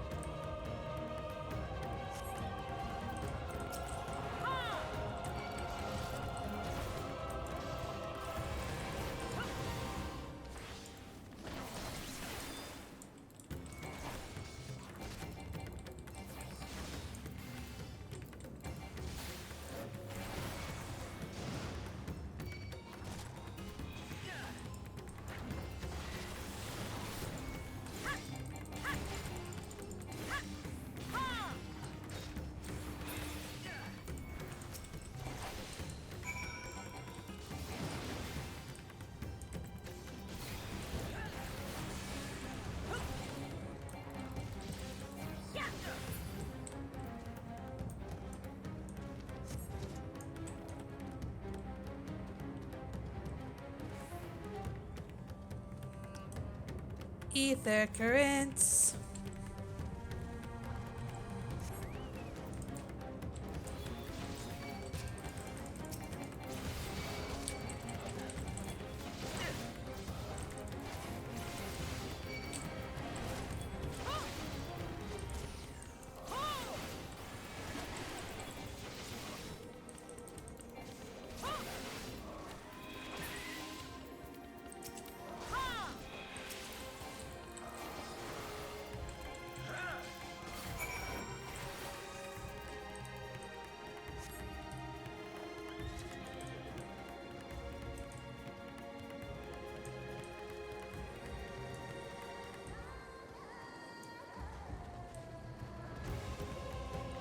Yeah, Summoner does melt things. It's a little bit harder for tanks to do, however.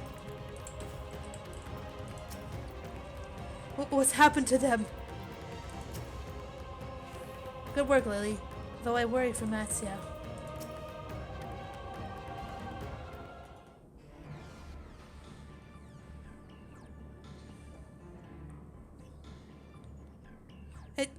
It cannot be.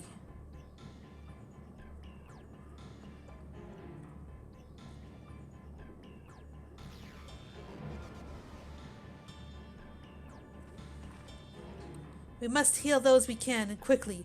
I see no beasts, but stay on your guard. Stay on your guard.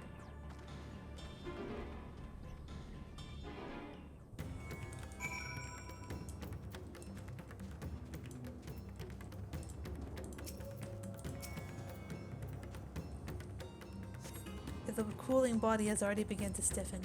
The massive wounds suggest a villager was gored by a terrible beast. The villager has no pulse, nor do they appear to be breathing.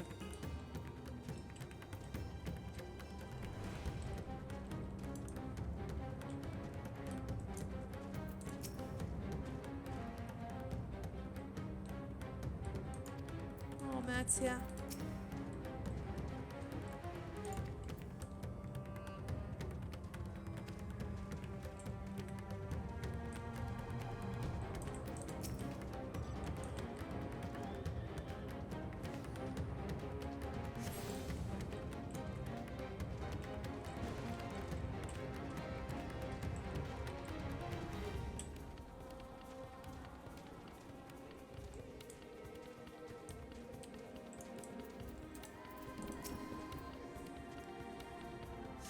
Though the villager's injuries do not appear to be life-threatening, he does not respond to your efforts.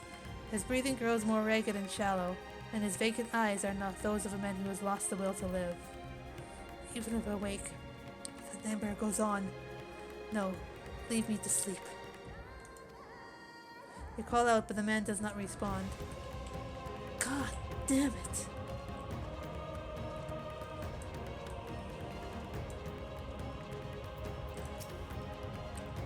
His wounds are deep. He may yet be saved. Go and help the others.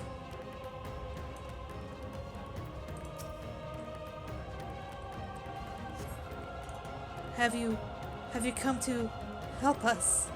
Too late. Too late. My family, my friends. Sob.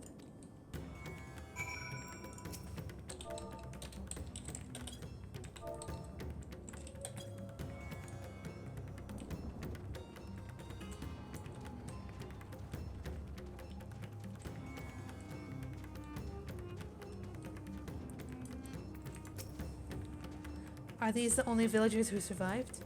I can only hope others managed to flee. But the rest have been turned to beasts by the 12. Let us do what we can to see that the damage spreads no further, and no matter what comes, we must keep our spirits high, lest we ourselves suffer a similar fate.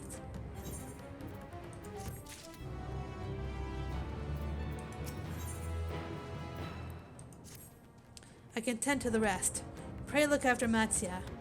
No doubt what we have seen here weighs even heavier on his heart than ours.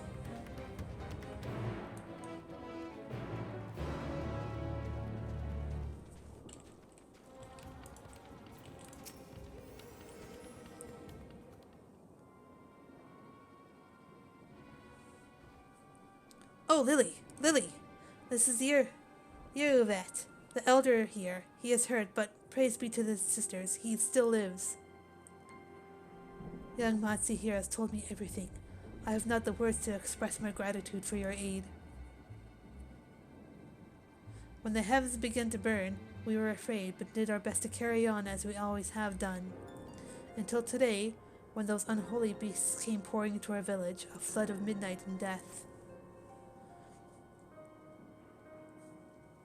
Yet there are no words to describe what followed. Men and women I have known since they were babies struck down by the creatures, only to rise again to join the murderous horde, in the guise of those same hideous fiends. In the chaos, a handful of our villagers fled for their lives. I can only hope they have found their way to safety. Matsia, do you perchance remember Kurasaf Mevan, the young couple who always brought you freshest catches. How could I forget, Elder? When I first came to peddle my wares, desperate to eke out a living, they showed me such kindness. Others shunned me as an outsider, as is their way. Both Karasaf and Mevan bought my fish and sung its praises. They turned my fortunes around. Alas, I fear they are in terrible danger. I saw them running towards Agama Temple, one of those beasts in close pursuit. They had their child, but still but a tiny babe. To elude these fiends while caring for one so young is an impossible task. Surely, I beg of you, go to their aid.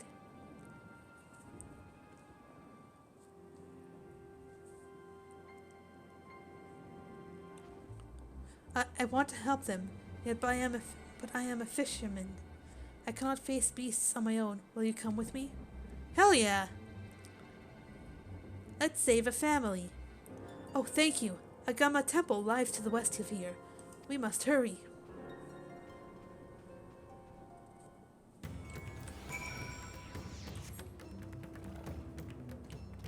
Off we go.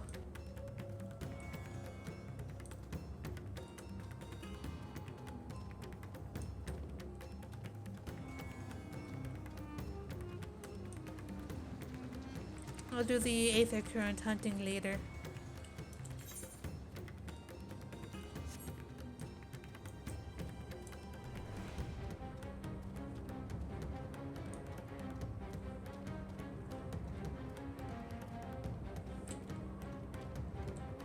That one I'll pick up though.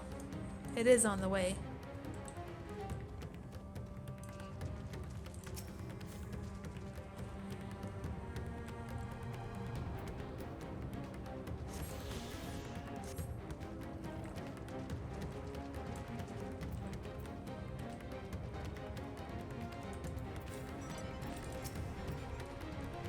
The temple is just ahead. It was built by those who worship Saint Agama, but has sadly fallen to disrepair in recent years.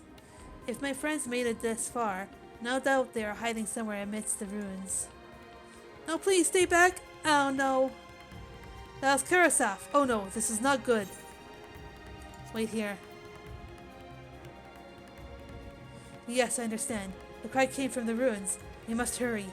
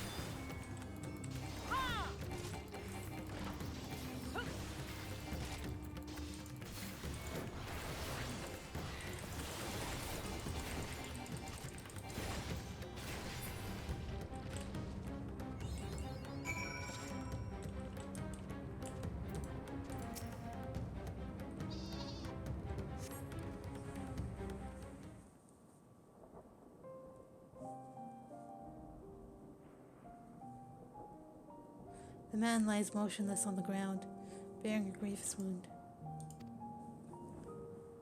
Damn it.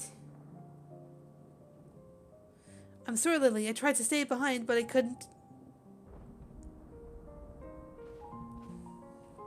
I'm sorry, man. No, it cannot be. Someone, anyone. My arms, so heavy. And my legs. I cannot feel my legs. My life fled with our daughter. I need to find them. I need to be with them. I need... Kurasaf, no! Kurasaf! You must stay strong! More time I thought I had. I don't want to die.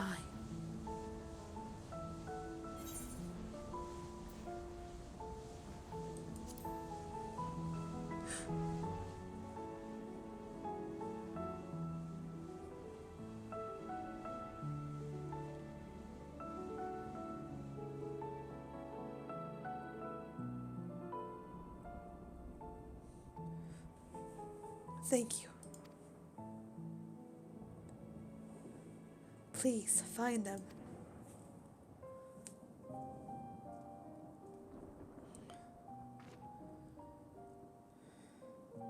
Mavan still lives, and she has their child.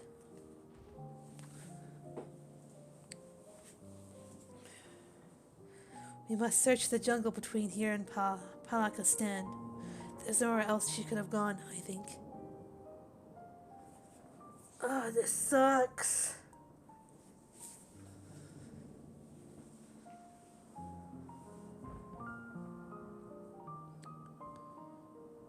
Forgive me, Karasaf. Once we have saved your wife and child, we will return and lay you to rest.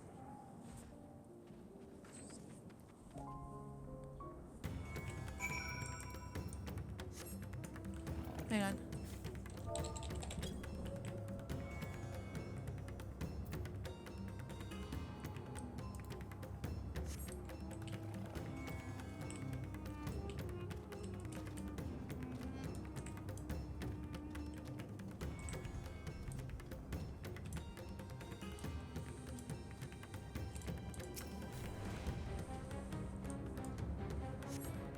You see no tracks or other signs of recent travel. Mavan and the child must be elsewhere.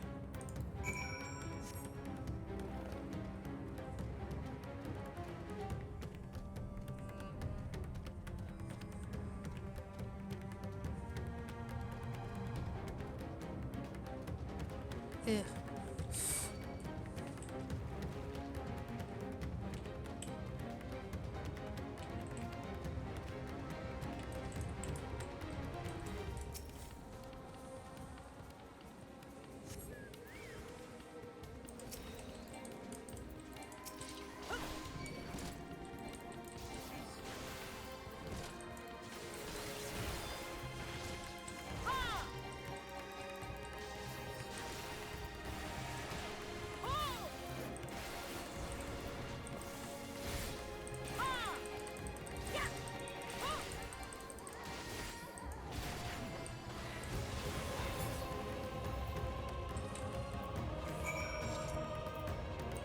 Here.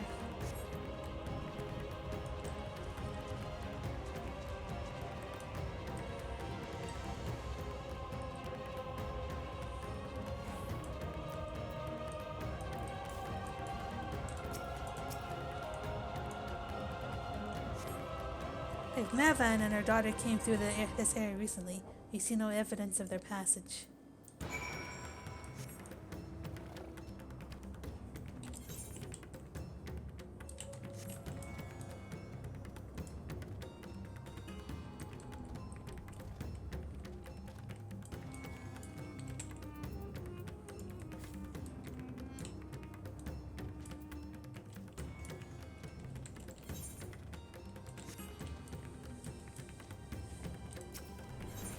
Okay.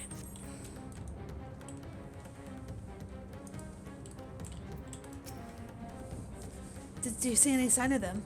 I found nothing. Perhaps the beasts have chased them further from the village. O gods above, I beseech you, please deliver Mahav and her little one to safety.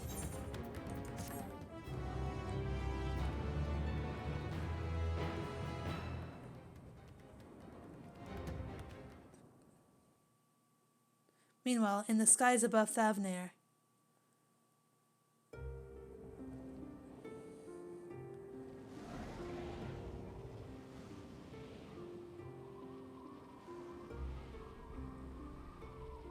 No more enemies to trouble us here.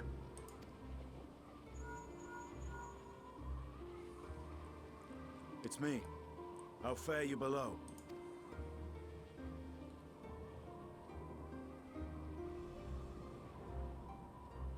Understood. I will inform Vritra.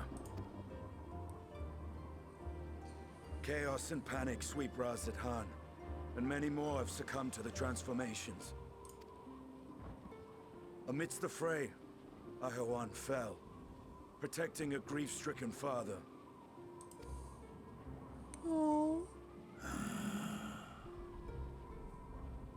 My friends fight alongside your Radiant host to secure the capital. Beasts have been sighted in Palakistan as well. We have divided our forces in hopes of quelling the threat there. Of small solace is that we now know what triggers the transformation. As my companions tell it,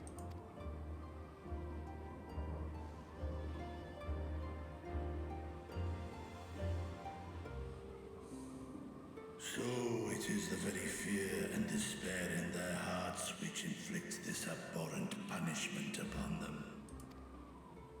A nightmare from which my children will never awake. O capricious and cruel fate, they are undeserving of such condemnation. will you wallow in sorrow or rise to the occasion? Raz Khan is leaderless. Before he passed, Ahawan sought to reveal the truth to his people. Honor his wishes. To what end? To breed a new conflict between dragon and man? These claws could reduce thee to shreds with a touch. These jaws crush thy bones to dust. Only through my proxy could I walk with my children. Without him, I am a bringer of fear, no different from the beasts which beleaguer them. Perhaps so. Only in death were Hraesvelgr and Shiva united. Indeed, whenever man and dragon have come together, death has ever been the inevitable result. It was our fear of your kind that sparked a nigh-endless war. Fear and hate of which Nidhogg drank deep as he laid waste to my homeland. And in turn, I took my revenge on his brood. Blood for blood, pain for pain. I thought nothing of theirs, only of mine. And yet, were the chasm between us too vast and too deep, Hraesvelgr would not have borne Isael to battle and our rescue. He would never have entrusted a mortal champion with one of his eyes. And the Dragonsong War would still rage on. And I would still wage a never-ending war of violence and vengeance. The future of our star be damned.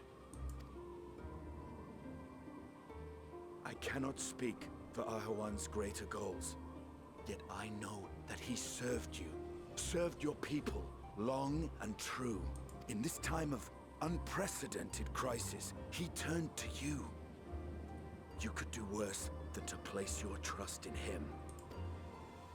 It will not be easy, but the future of Raz Khan hangs in the balance.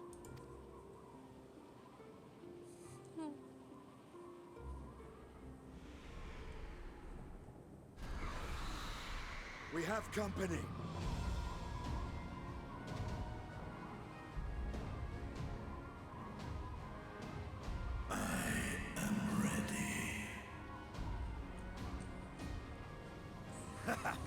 The hour has come, Vritra!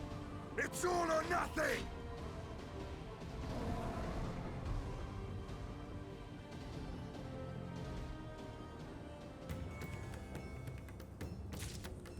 Ooh. Alright, I'll be right back. I'm just gonna do something really quick.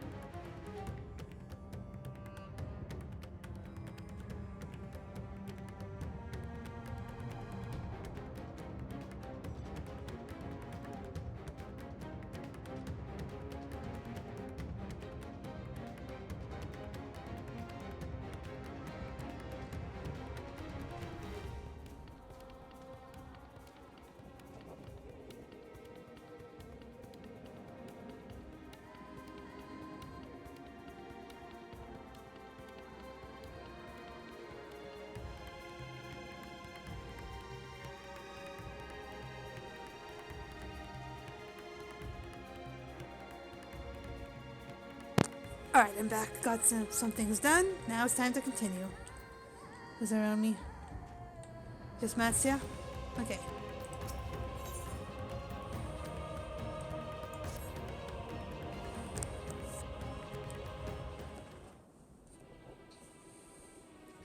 If Mavan fled deeper into the jungle, she and her child are in grave danger. What are we to do? Gods have mercy.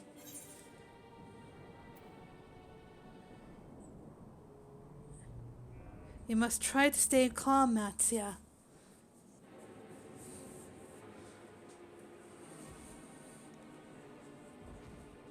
But how can I at a time like this? They could be dead.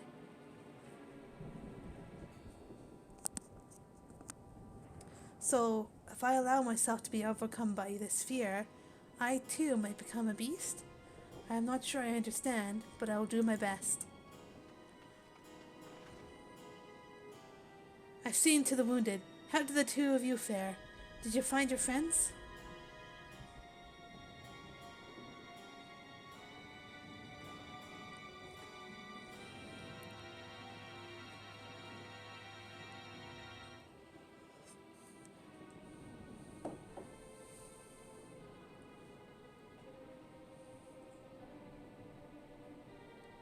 I see. In that case, let us help you find the mother and child. Before we leave, we must ensure the village will be safe in our absence.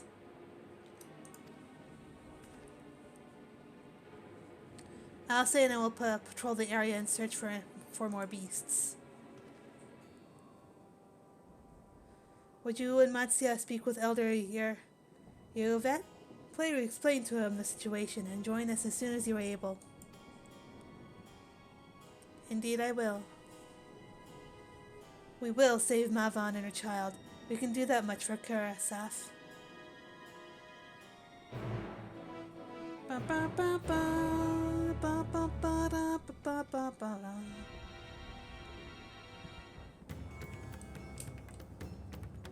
Okay,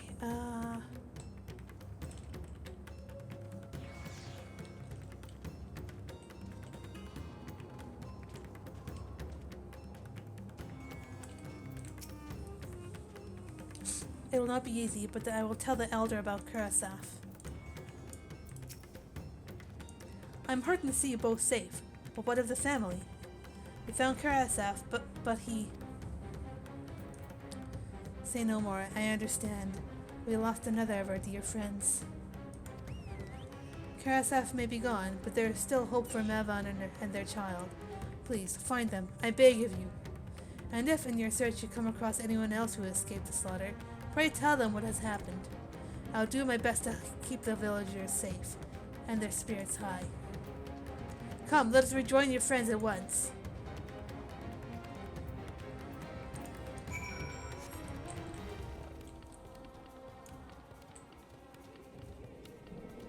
Man.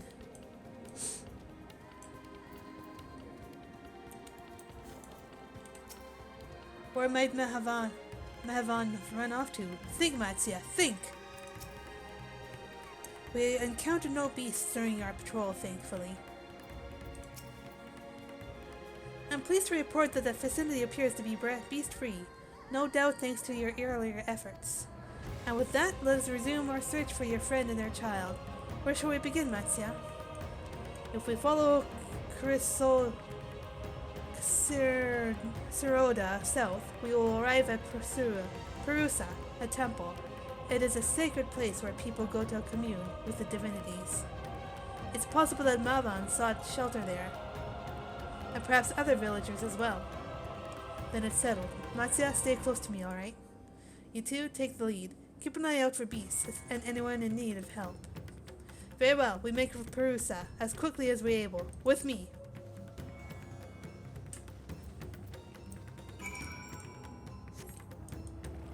Now off we go. Snick.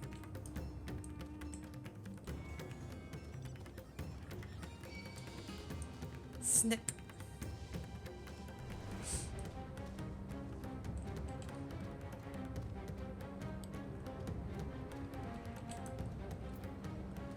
Oh no, we must save them.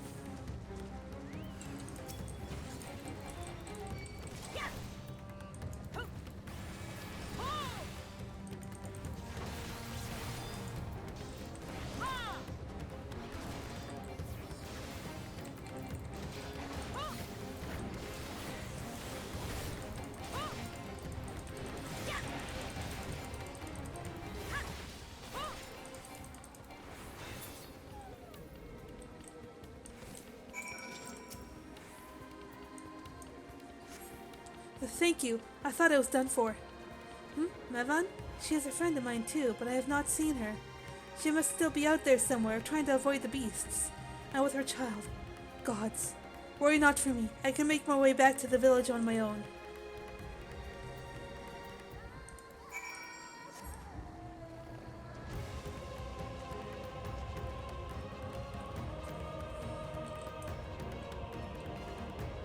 Man.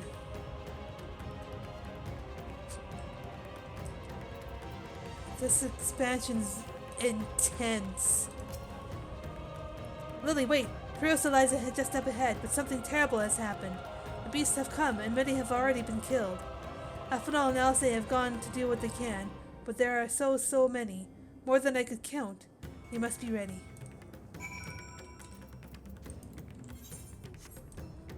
Take this one first.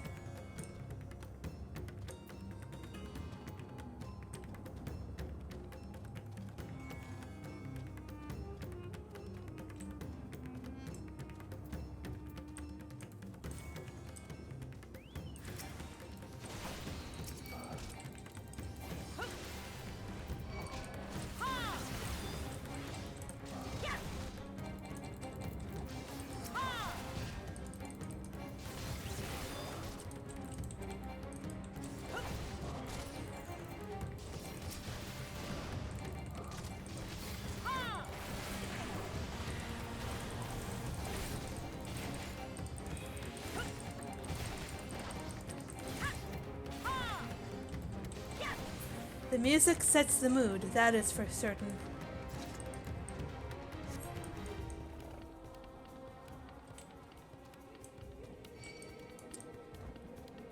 I honestly prefer it this way.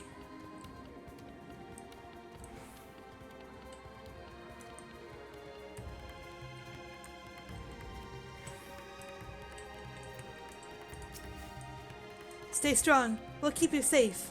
I promise.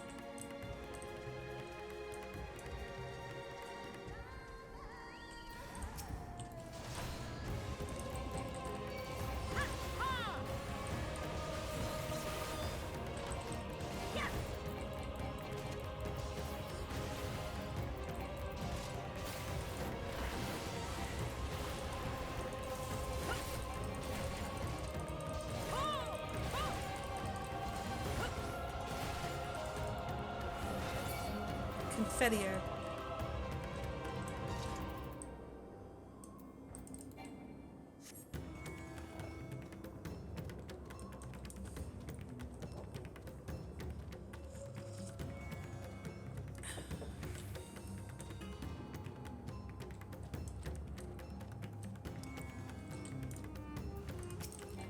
I have made myself some hot cocoa to help settle my nerves.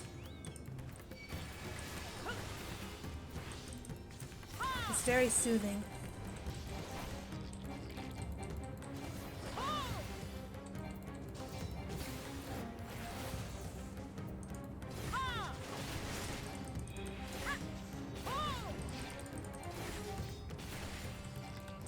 Oh yeah, for sure.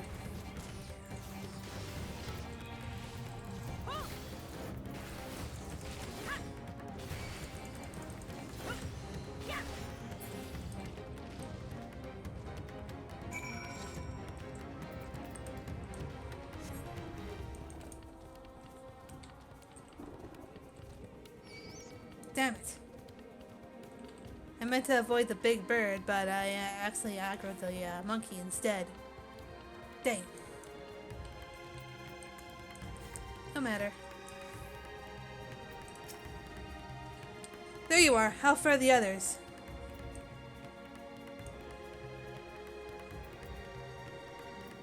I see. You've seen to all the beasts in sight? In that case, let's have everyone gather in front of the temple.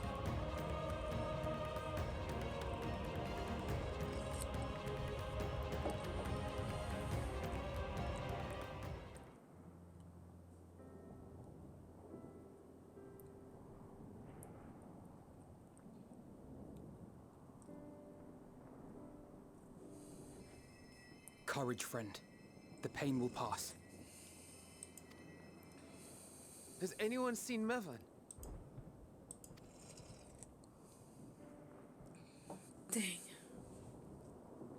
she be?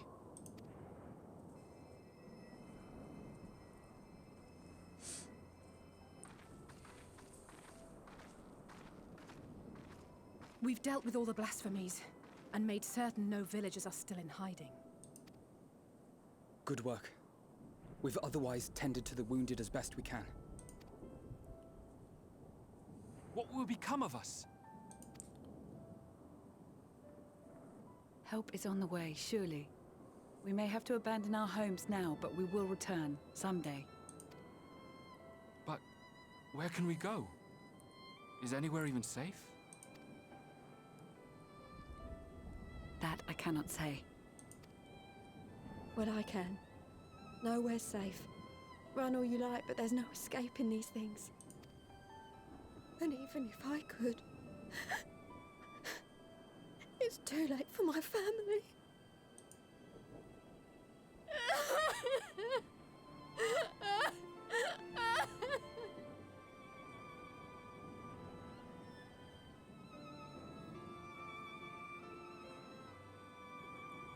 This isn't good. The more they dwell on the tragedy, the more likely we are to lose them too.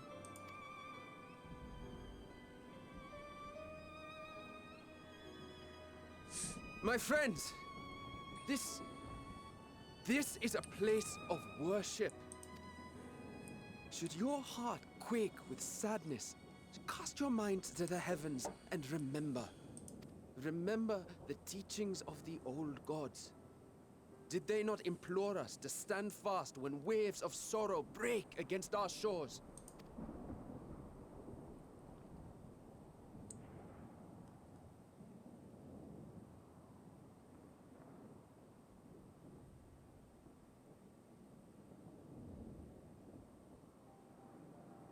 Know this, my children.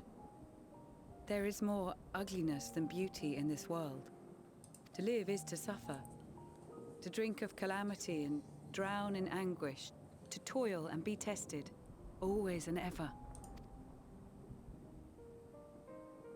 'Tis a perilous path you walk. Death lurks in the dark, and is the sole promise that awaits at journey's end. You will tremble with terror. You will weep tears of anger and despair.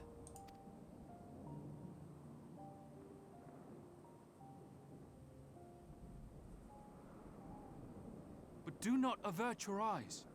See your life for what it is. Then will you see how the hardships make you strong.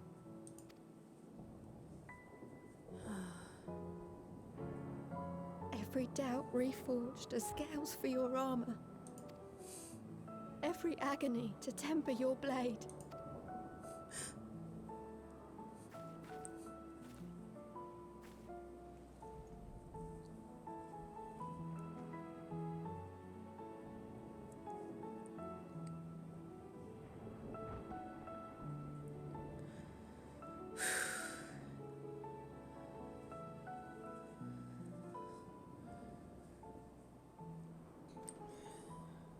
Thank you, lad. We'd almost forgotten who we are.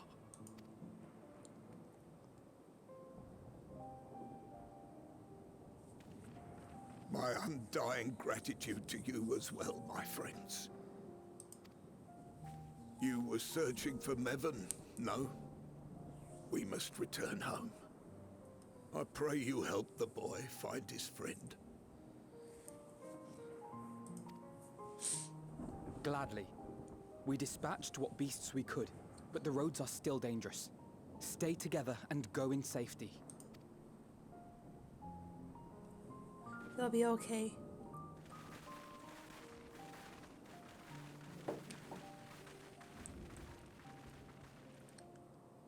That was very impressive, what you did back there. Those words seem to resonate with your people. They should. They were the first spoken unto our ancestors by the divinity of legend. I'm easily upset, and fish are wont to flee a temperamental hand. So I recite the teachings over and over to calm myself. Oh, good. They're lovely and inspiring to hear. Though I imagine they were born of great misfortune. They are born of life. There's as much bad as good in it. More, many would attest. All the more reason to appreciate the good when you can.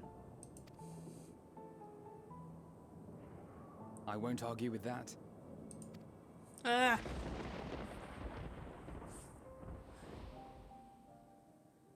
In darkness, seek joy. Surrender not to sadness, and see beyond despair. Walk free, and bear the light for others to follow.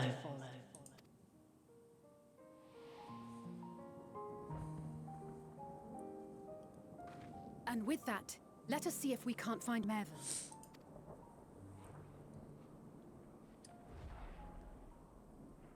It's chasing something. Did you see? That beast was chasing someone. Move!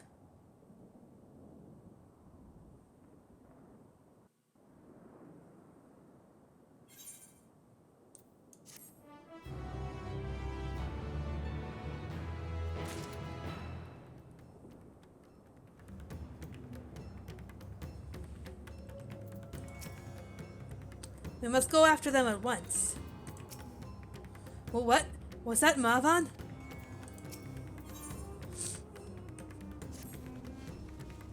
Over there. My view was blocked by the trees, but I'm sure I saw someone being chased by a beast.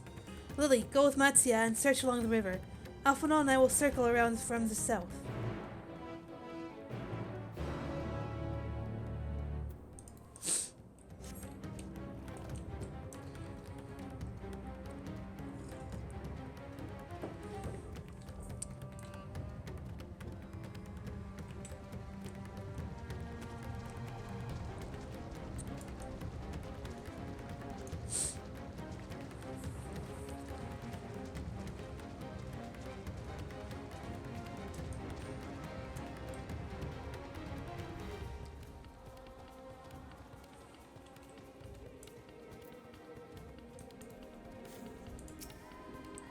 We reached the font of Maya. Maybe they're hiding in the ruins?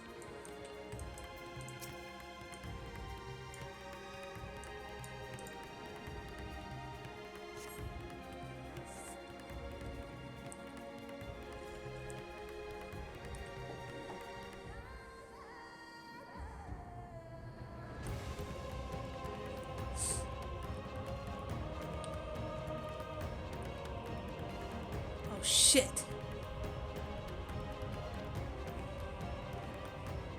That's her! No, I'm sure of it! Mervyn! Don't, please!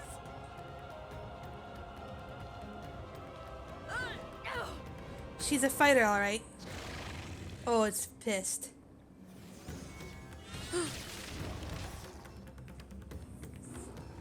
Right on time.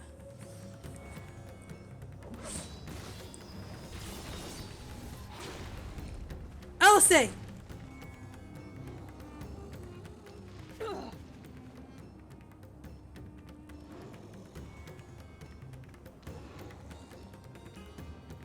No!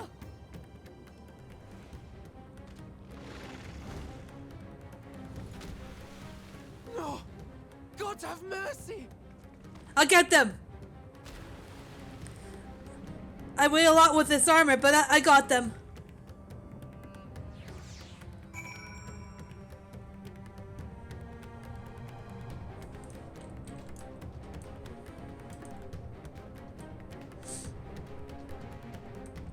The child was a child!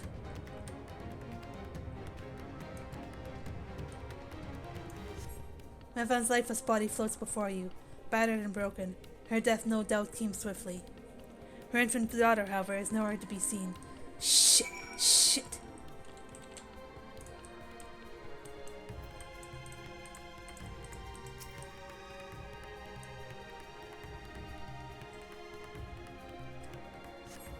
You take the babe into your arms. If she yet lives, you cannot tell, but she will surely not survive unless you carry her to the surface at once.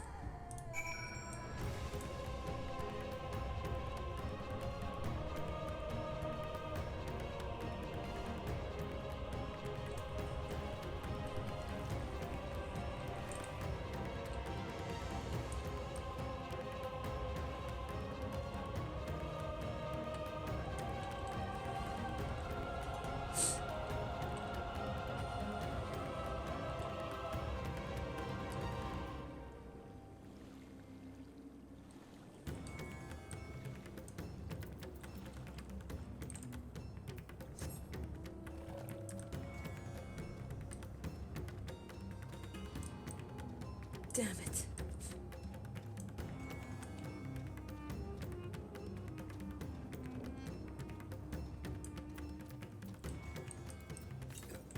Oops.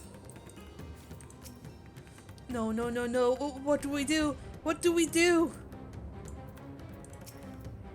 So, where are they? Did you find Mavan and the child?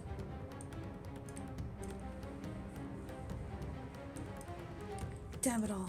You have the child? Let me see her.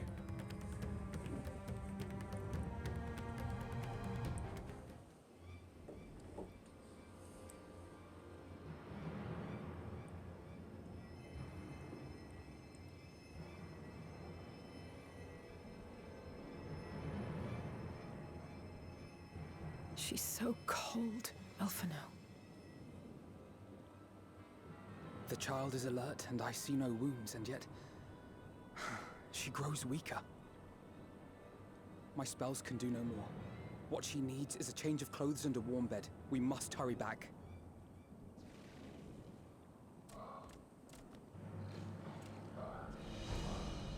Not now! Matsia, take the child.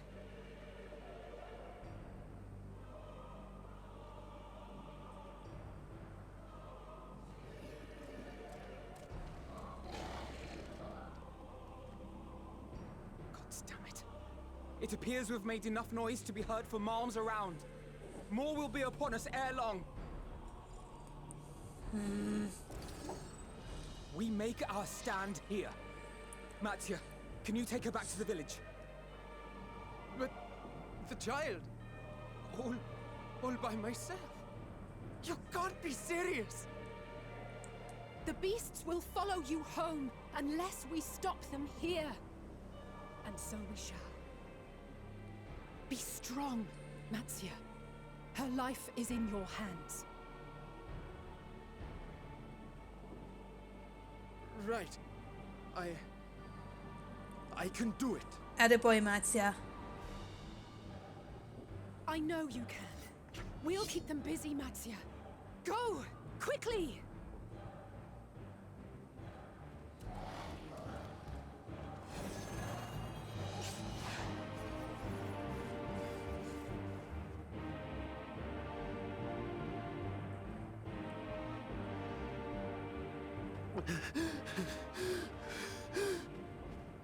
Steady.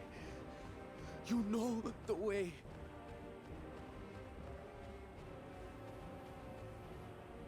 No. No! Not you too.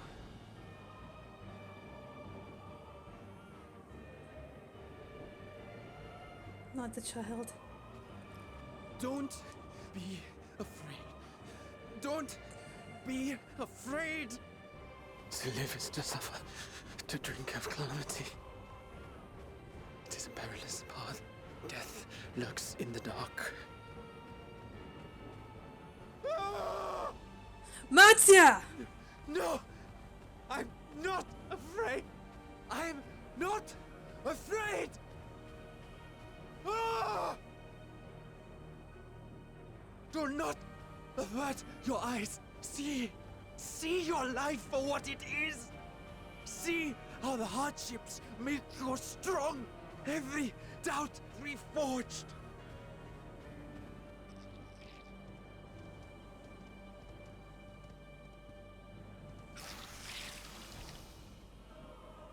Stay strong, Matsia.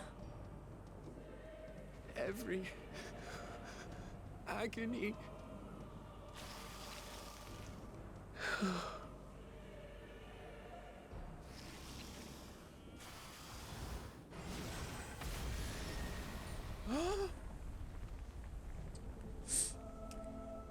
Stylian!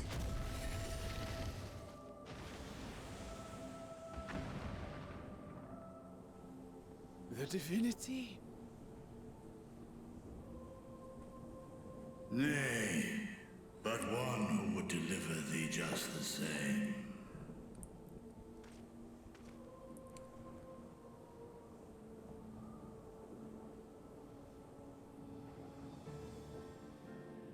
Please. You must save the child.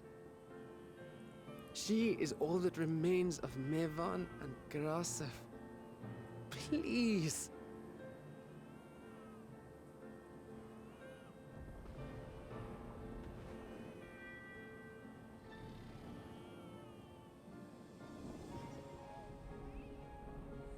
Well, well.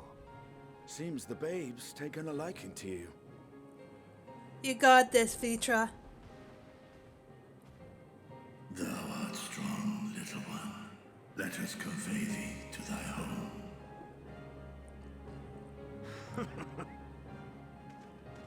I spied our friends as we flew in. They appeared to be holding their own against the Horde.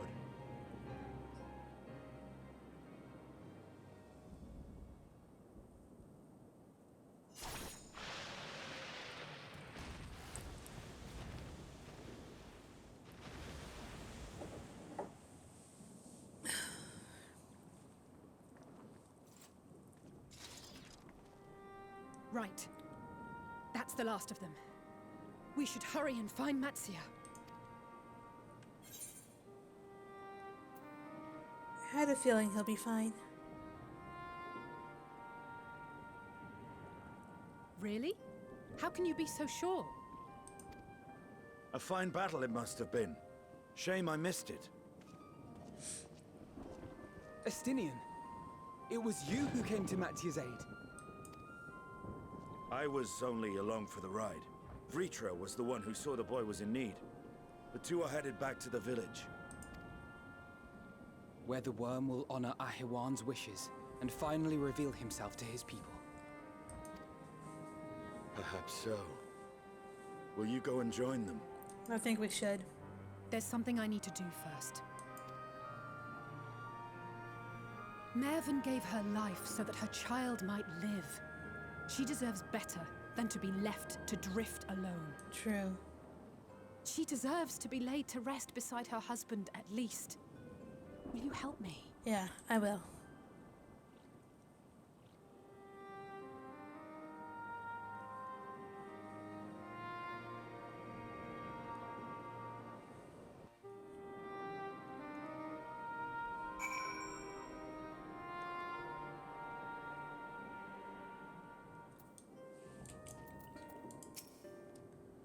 Go. I will keep watch until your work is done.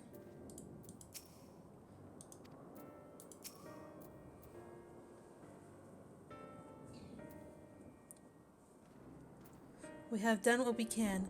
'Tis for the villagers of Palaka's stand to perform the funeral rites. If nothing else, Mevan and Kurasaf died as they lived, as themselves, and not as beasts. Their souls will find peace in the ethereal sea.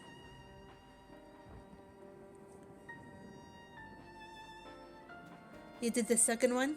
Ah. To think the day would come when even the smallest of solaces would be this comforting.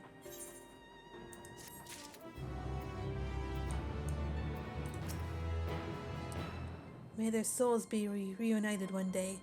For that and so many other blessed possibilities, we must avert the final days.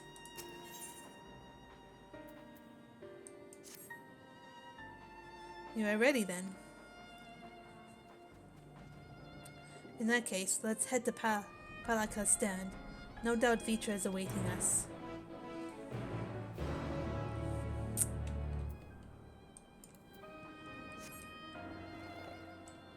See that message, Kojin? I'm gonna grab some tissues. Be right back.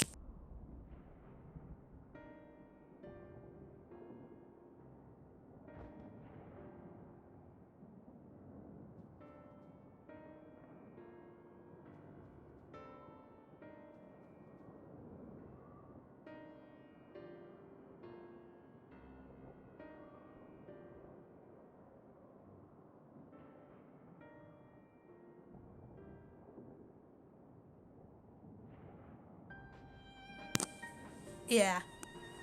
I'm actually a real sap for story, and I've caught myself crying a little bit here and there today. So I think I'm on just the cusp of crying there.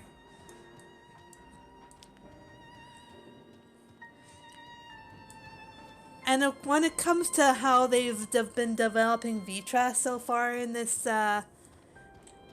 storyline, I'm gonna fucking cry. I can feel it.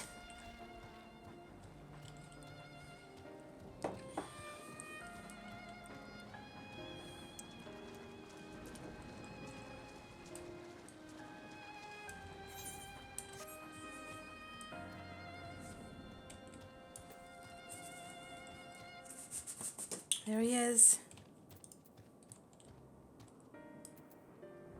Good boy.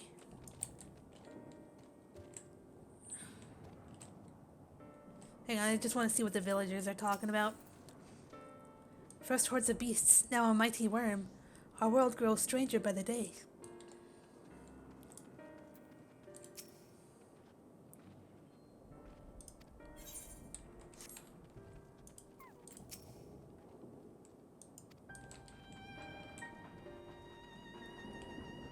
Okay, I think it's just that person there.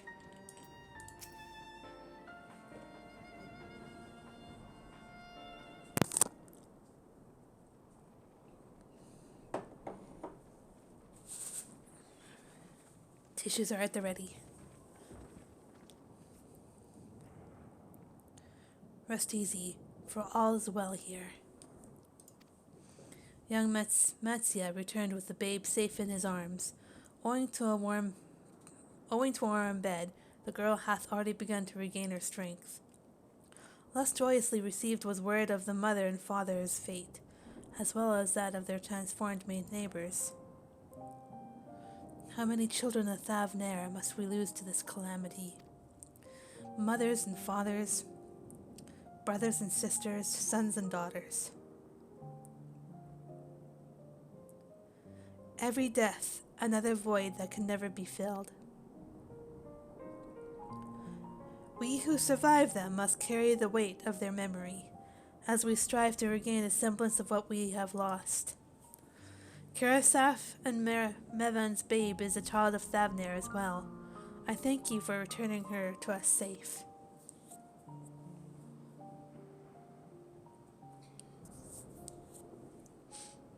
O most great and merciful worm, I have not the words to express my gratitude.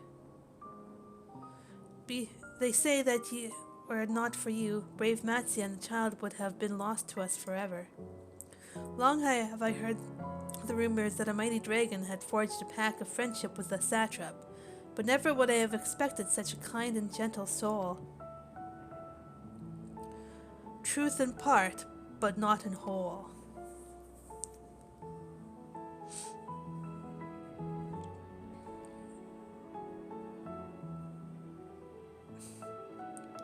I am Vitra, and for years uncounted hath this isle served as mine abode.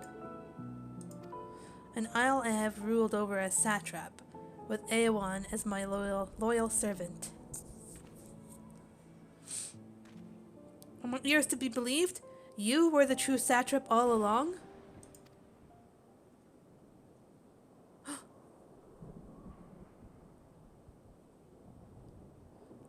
Nidhana, what are you doing here?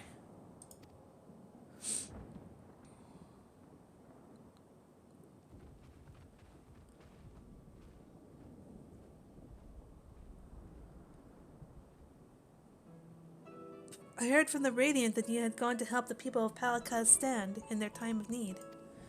And so I and several of my colleagues from the Great Work came to offer our services. The alchemists have already brewed up some potions for Mephan's daughter. But enough about us. You and your role are the far greater enigma. If you were the true satrap all along, could it be that young Varshan was created to serve as your emissary? Though didst suspect the boy was but a simulacrum. A rumor has circulated for many years around the High Crucible that our most skilled alchemists were once commissioned by the satrap's family in secret to fashion a mammoth indistinguishable from a living boy. Looking at Varashan with that knowledge, I simply put two and two together. I was not alone in drawing this conclusion, but like me, They no doubt recognized that the satrap was using the simulacrum to work more closely with his people, and decided not to press the issue. I had always assumed one of Aeon's associates was manipulating it from afar, though the truth is indeed far more surprising. It is an honor to meet you in the flesh, Master Vitra. Pray allow me to express my gratitude. If you had not believed in and given unto us your scales, I do not know where we would be. Thank you from the bottom of my heart. 'Twas thou and thy fellow alchemists that fashioned the means to unmake the towers. You are the saviors not only of Radz Adhan, but the star. Far too kind you are, Master Vitra, but the star yet wants for salvation. Once more will my colleagues and I commit the knowledge and resources at our disposal to the mission of aiding the people in their darkest hour. 'Twould seem this place is in good hands. I will return to see how Radz Adhan fares. What will you do, scions? I wait for the survivors you met at Paparusa. Shall we pay them a visit before making our way back?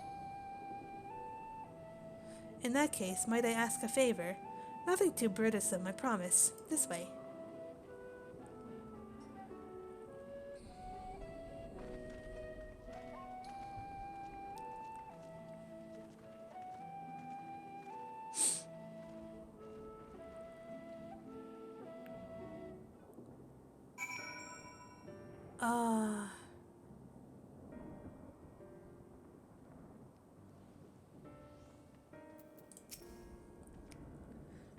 Vitra chose to reveal his identity to the villagers of Palakastan before all others.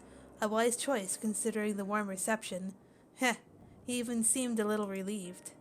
It remains to be seen how the people of Radz Adhan will take the news. But if this was any indication, he need not worry. Oh, Lily, running through that dark jungle, there was a time when I thought all was lost. Had Master Vitra and Estinian had not arrived when they did? No, I must focus on the good. Mevan's precious daughter is safe and sound, and that is all that matters. Curious, isn't it? The burning sky is so ominous, yet the crackling flames here are somehow calming.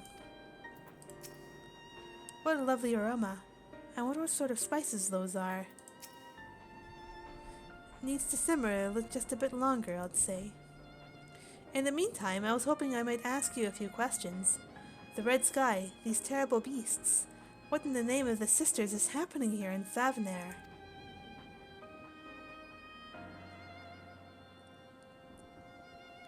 Oh my, that's a rather lot to take in. It would seem the situation is even more grave than we suspected. Thank you, friend.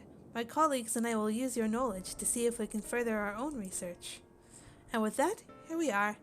A pot of piping hot kai, brewed from my own secret recipe of spices and tea leaves, together with hearty helpings of rich milk and purest sugar.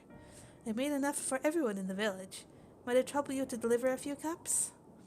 The drink has medicinal properties, then? Not in the least. The ingredients are quite ordinary. It's so very tasty, though, and has a way of lifting the spirit. The spicy aroma and the distinctive sweetness of chai is a simple everyday pleasure on our island. Sometimes the best medicine is the simplest. A lovely sentiment, Nidhana. By all means, allow us to assist.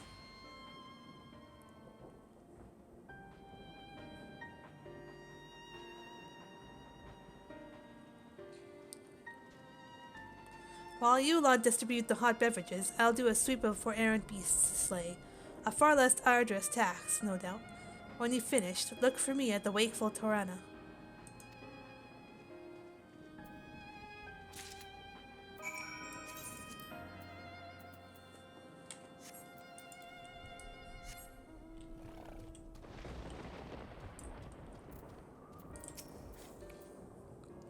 Look at them, all lazing about, knowing full well the beasts might strike again at any moment.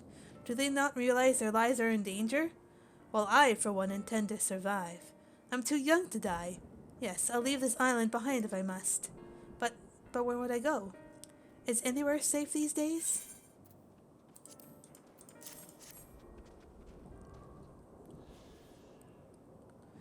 A cup of chai? Can't you see I have more important things to worry about? No. No, you're right. It is precisely in times like these that we must strive to remain calm and steady. I do believe I'll visit the Elder and see what needs to be done. If there is any way I can aid my village and my friends, I will do it.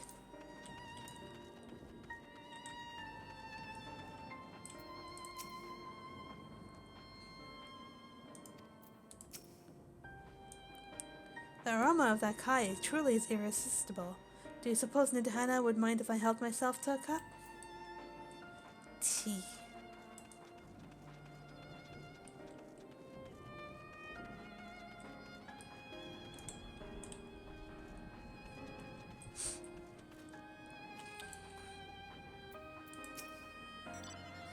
Wait, I know you. You were the one who saved us from those beasts back at the temple. Were it not for you, well, let's not even think about that. At times like this, we mustn't dwell on what might have been, but look to the future. But what future awaits us? How can Radzat Han hope to recover from this? Most of my friends are gone. I don't know where to turn. Just relax, man.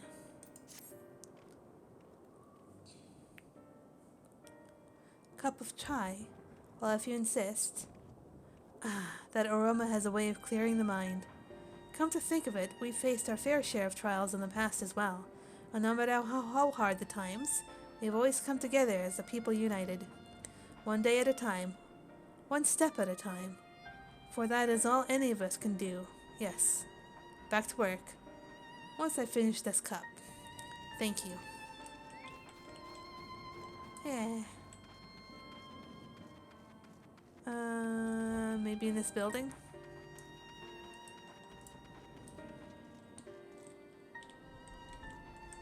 Nope.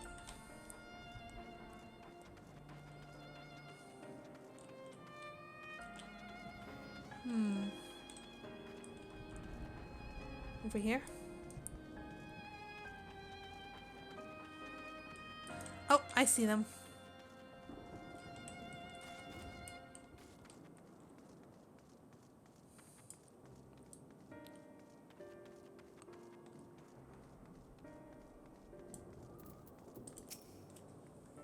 I'm sorry, I just want to be left alone. My best friend and I, we fled the village together. One of the beasts took him and it was all I could do to run. All the while, I could hear this monstrous voice screaming my name.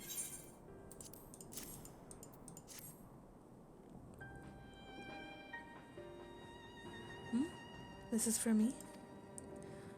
We used to drink the kai together often. Shared stories over steaming cups after a hard day's work. Thank you, friend. The pain may never pass, but I must press on all the same. For this memory, and for we who must remember.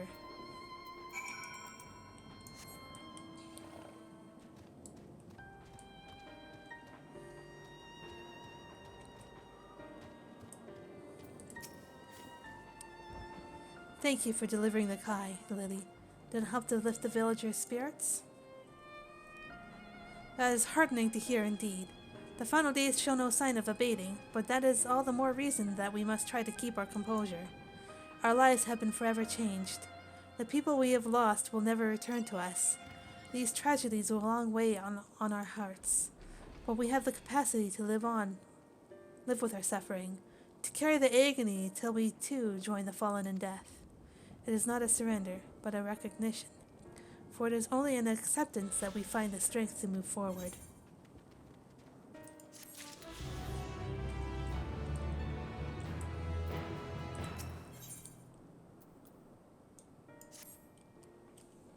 As you have finished your deliveries, might I talk with you for a moment? I was curious to know what has become of Mehvan and Carasal's remains. Oh, thank you, friend. Surely they will be able to rest peacefully by each other's side. I and the people of Palaka's stand will perform the rites as soon as we are able. As for the child, it will not be easy for her growing up without her parents. but I promise to do what I can. Once she is able to eat solid food, the fish I catch will help nourish her. Oh, here we go.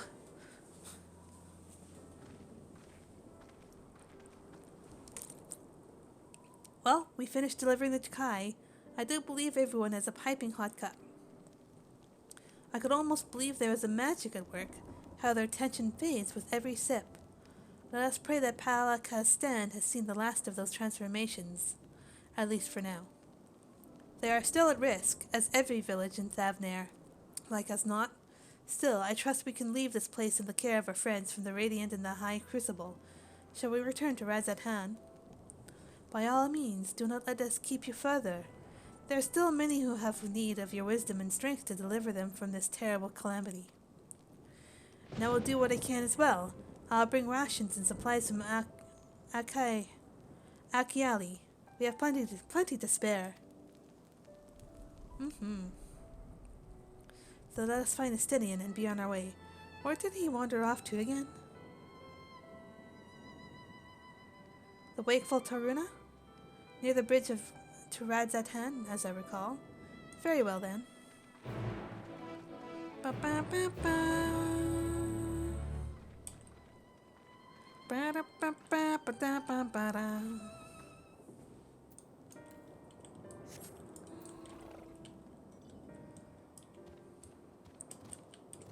Ba da ba ba ba ba ba ba da. Ba da ba ba ba ba ba ba ba.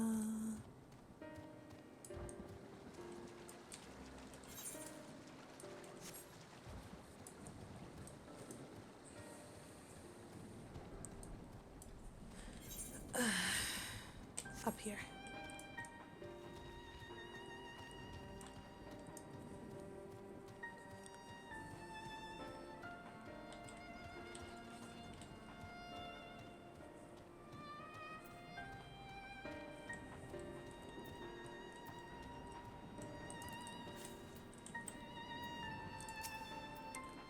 I have appraised Justinian of the situation at Palaka's stand, so we needn't have that conversation. How do you suppose the others have fared in the capital? I hope things have not been too eventful in their absence. Afono told me everything. Full glad I am to hear the people are safe. Likewise, you will be pleased to know I found no evidence of lingering beasts in the jungle and ruins. It would seem you finished off the last of them. Trying times yet lie ahead for the people of Thavnair. Fortunately, they have a wise and benevolent satrap to shepherd them through. Speaking of which, I received word from Thancred not a short while ago. He awaits our return to the city of Azadal's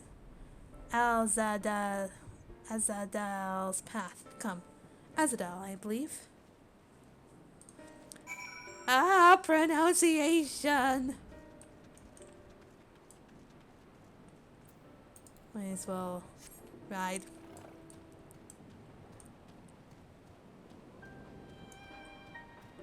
Whoop! No preference.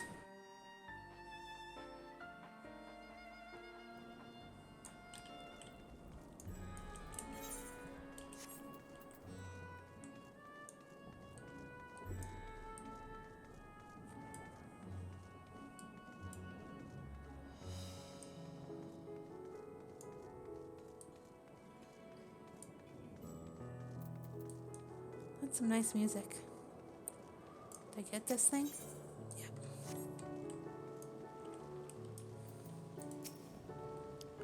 There is a lingering sense of desolation here, but that is much preferable to the panic and chaos we saw before. The poor old woman who became a beast said her grandson had gone to Palakastan. I hope he survived. Twill be a struggle for the people to come to terms with these tragedies, but they are far stronger than you may think. Is that everybody? Yeah. It is good to see you safe. Given the skies, 'tis all too easy to fear the worst. I am pleased to report that we've succeeded in quelling the threat here in the city. The beasts have all been felled, and the citizens are safe for now. I've also heard from the Radiant that an important proclamation will be made in the city square, though they said no more than that. Might you have any idea what this is about? So Vitra is finally coming out from behind the curtain. I suppose we, too, should hear what he has to say. To Mega Duta, then. But before that, it would appear that word of the assembly has not reached all the citizens. If anyone along the way seems unaware, we'll best enlighten them. Yeah. I'm sure everyone will be hear about it soon enough, but those who don't attend will be kicking themselves later for missing that what's certain to be a historic moment.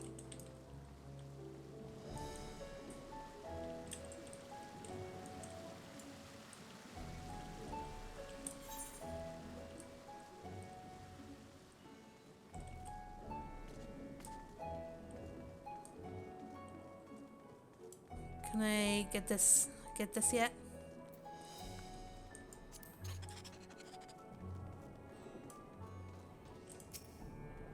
Nope, not yet.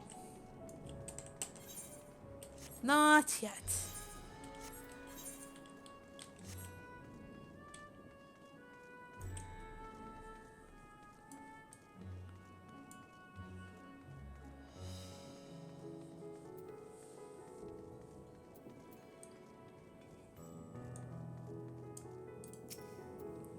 Are all the beasts gone?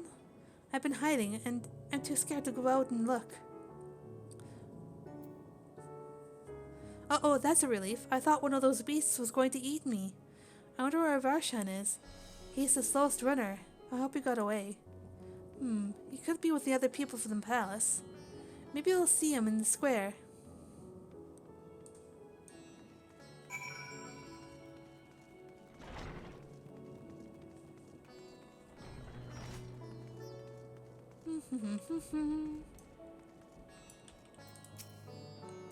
Leave me be, please. I swear to you, my flesh tastes absolutely terrible.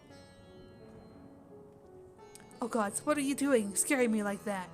If we're not quiet, those beasts will find us. The square, you say? But that's where the satrap was killed. With my very eyes I saw him crushed in that creature's maw. So many lives lost, such terrible carnage.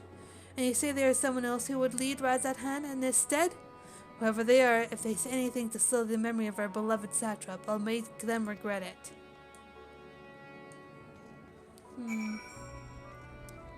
Well, it's time to cry.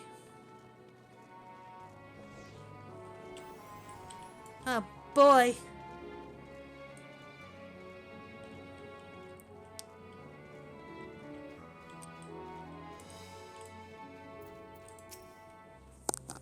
It would seem that people are still have lingering doubts, and I cannot blame them. Yet we know what strength is afforded us with one of the first brood on our side. I have faith that citizenry will come to understand and accept him in time. Worm and man, working towards a common goal. I hear you were able to bring the situation in Palaka's stand under control. Every life lost is a tragedy, but you should take pride in doing what you could. When I assumed command during the earlier panic, I did so instinctively and out of necessity. It was not my place to give orders, but I am glad the people heeded them. But now they have need of a true leader, a magnanimous and just satrap who can guide them every step of the way. Fortunately, they are blessed with one such soul, and if anyone can protect and guide them through this calamity, it is he. People are slowly making their way here, but many are still gripped by fear and doubt. Hopefully Vitra's message of hope will resonate strongly enough with the ones willing to listen, and spread to every corner of Thavnair. Welcome back, Lily. Alphonal told me everything. I was pleased to hear that Vitra has chosen to reveal himself at last. The people of Razathan need a strong and wise satrap more than ever.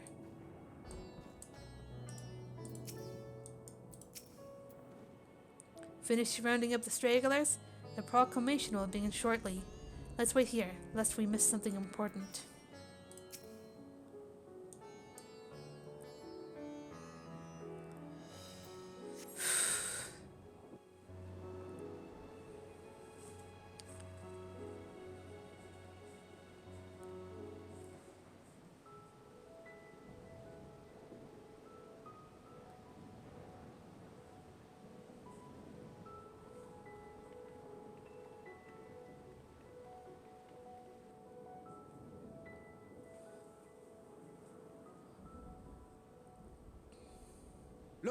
Someone's coming.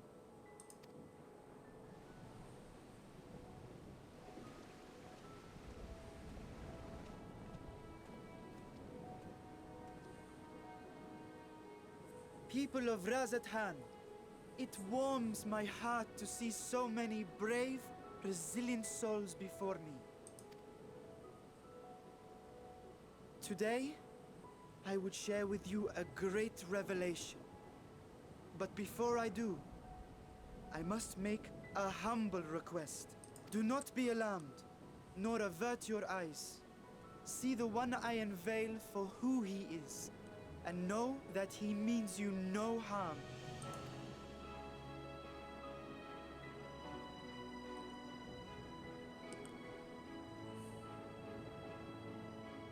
Very well. I dare say it can't be worse than the horrors we've already seen. Many thanks.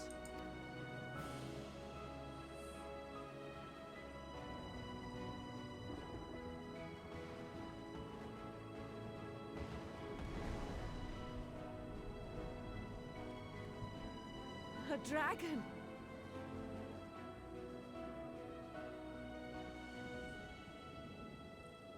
Wow!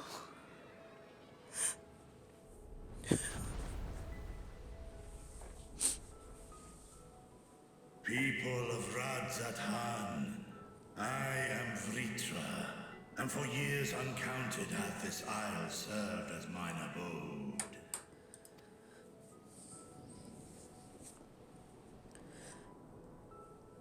'Tis as the Satrap's ally I am known.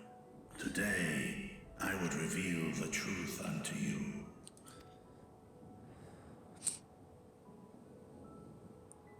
Let us hope they accept him.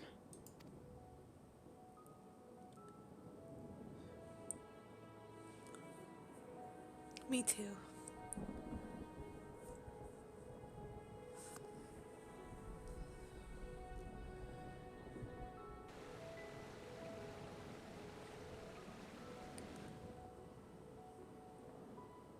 If I am hearing this right, you were the satrap all along? Vashan! I mean, Master Vitra, does your divine eye really see all? Nay, child. While mine eye hath borne witness to the whole of our nation's history, to its future I am blind as thee. Countrymen, calamity the likes of which we have never known is come to Thavne, our home. Friends and loved ones have been taken from us. I, too, have lost my closest confidant. Ahewan loved this land and served it with dignity till his dying breath. A nobler satrap there will never be. For so long, I lacked the courage to face you. I will not easily earn your trust, this I know. And yet, I cannot sit idly by and abandon Radzathan to her fate. A font of boundless vibrancy, this jewel of the ocean. Since time immemorial, hath she glittered with every color imaginable.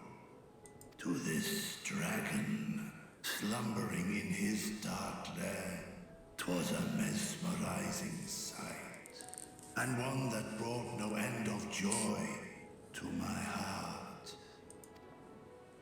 This calamity hath stolen too much from you already, yet so long as you live, the light of Radzathan will never be extinguished. I pray you let me watch over it, over you, and lend me your strength, that we might face this trial and those to come as one. I do not know you, dragon, but I thank you for speaking the truth to us. As divinities, both Manusha and Riga once joined together. So too do I believe that hand in hand, we can overcome this ordeal and welcome an era of peace.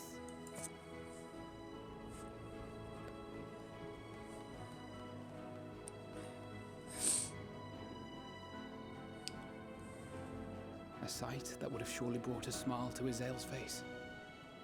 Panda, thank you for that follow.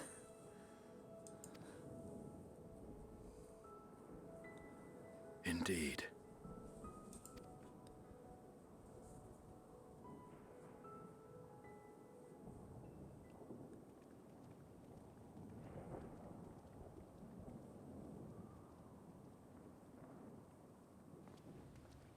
Hoshino, what are you doing here? Excuse me, but I must speak with the Satrap at once. Father.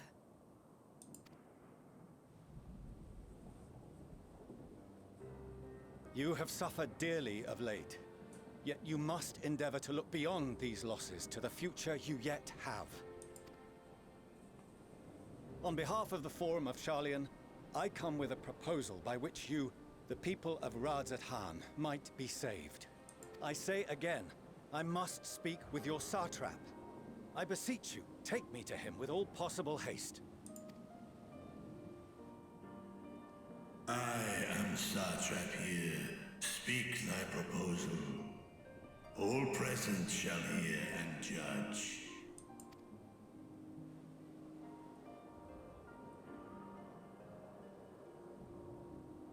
If I have given offense, then I apologize. First, allow me to share with you what knowledge we have of the phenomenon responsible for your woes. The final days. 'Tis an affliction of stagnancy and rot, sown into the currents of the star. Though the first prominent manifestation was here, in Thavnair, it will invariably spread to every corner of the world. The Forum was forewarned of this apocalypse several centuries ago. Thenceforth, my predecessors sought to prepare for the end times in the only conceivable fashion, by securing a means of escape.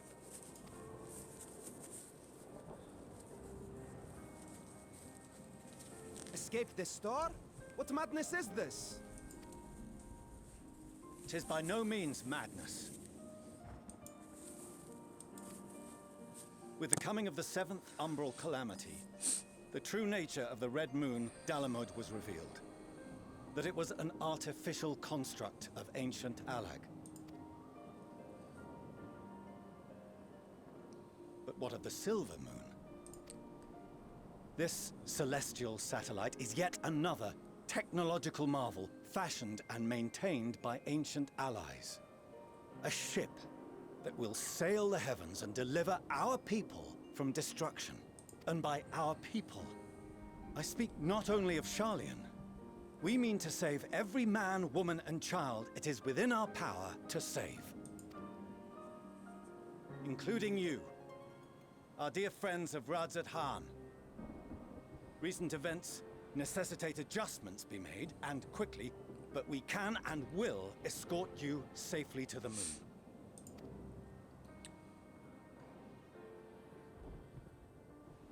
Long has thy forum been allies to Thavnair. I trust thou dost not extend this offer lightly. Yet I wonder, is this truly the way? Is there a future to be built for us beyond this star our father deemed the last bastion of hope? It is for that very reason I come before you and your people. To answer any and all of your questions. To offer my assurances and allay your fears. Though, if you wish the best for your people, I advise you to render your decision swiftly.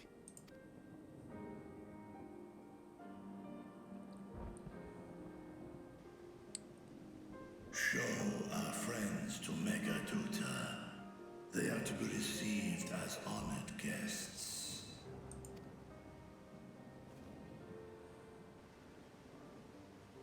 Worry not. What Whatever decision is reached, your paths shall be yours to decide. Until then, heed the warning of these brave heroes. Guard your hearts against fear and despair, for it is within such fertile soil that the seeds of blasphemy find purchase. Remain calm and attend to your daily tasks. I shall return anon.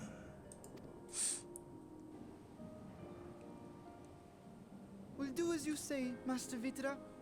We believe in you. Oh.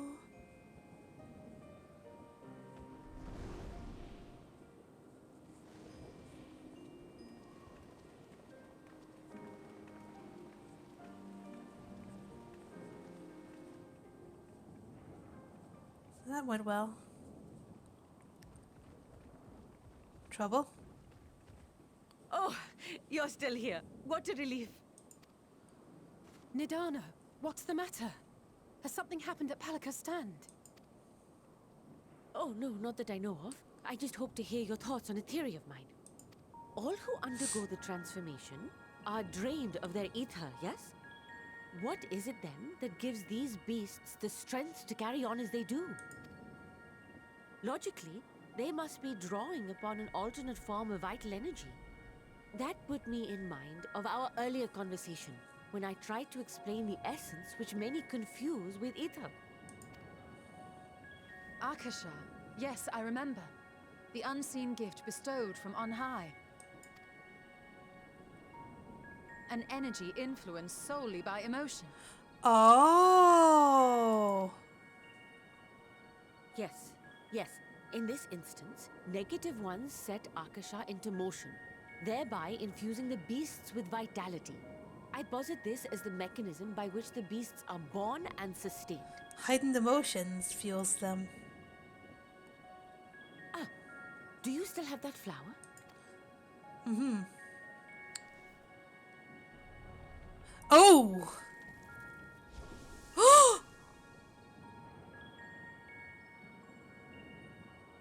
If we accept that it once shone bright by drawing upon Akasha, influenced by the thoughts of those nearby, then fear, terror, despair, negative emotions so powerful as to suffocate it, permeated the air in this place. You must be very careful. The forces which drive the final days may be beyond our ability to perceive.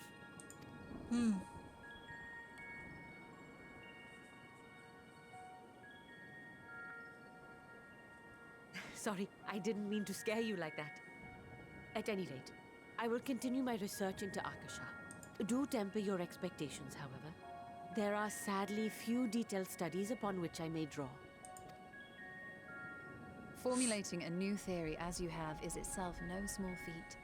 I wish you well in your endeavors, and pray you take care. Thank you. You stay safe as well, yes? Till next we meet.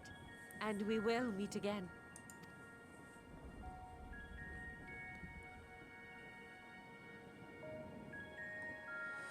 That wasn't as bad as I thought it was gonna be. I thought I was gonna be bawling.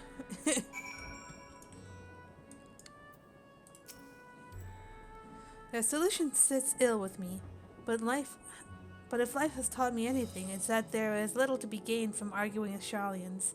We must take it upon ourselves to find a better way. Even were Vitra to acquiesce to their proposal, just how do the Charlians intend to transport the nation's entire populace to the moon? Under normal circumstances, the forum's proposal would be regarded as sheer madness, but when the sky burns, even madness can sound appealing. Doubtless Vitra is loath to abandon his home, and yet absent other options, he cannot dismiss the option out of hand.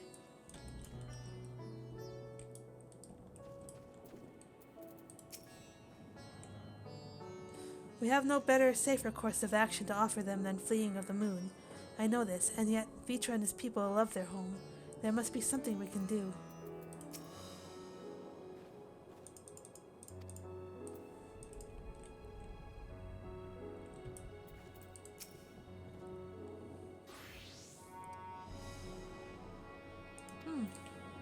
message, eh? As far as we've come, and after all the horrors we have seen, there is still so much we do not know about the final days. Could it be as Nidhana said, that the cause of this phenomenon is beyond our comprehension? And if so, are we powerless to forestall it?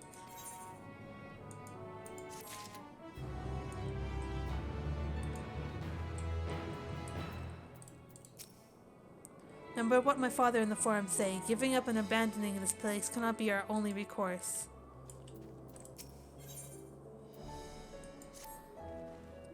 Greetings, honored signs of the Seventh Dawn. I have a message from His Excellency, the Satrap. Brave Science, you have my gratitude for aiding my people in this most trying of times. Alas, matters here in the Mega Duta prevent me from meeting you all in person. As a token of mine appreciation, I have arranged for a feast to be held in your honor. May it nourish you in preparation for the trials ahead. Such are the words of Master Vitra. The feast he speaks of awaits you at the Merhides Mayhain. Pray make your way there whenever your business here is done. We thank you for your kindness. Indeed, I was hoping we might find a place to discuss our next course of action, and that seems an ideal venue. Ah, and to you, Lily Dragoneer, there's someone we had hoped to introduce you to in particular. While I am loath to detain you further, might you spare a moment of your time? A personal invitation, knowing full well your services are in the highest demand right now. This must be important. Worry not, we'll save some food for you, so take all the time you need. I'm gonna freak if it's Xenos. Probably not. It probably won't be, though. It can't be. Thank you, friend. Whenever you are ready, please join me in the Aethersite Plaza. I shall go on ahead. Who is it gonna be? I'm suddenly nervous.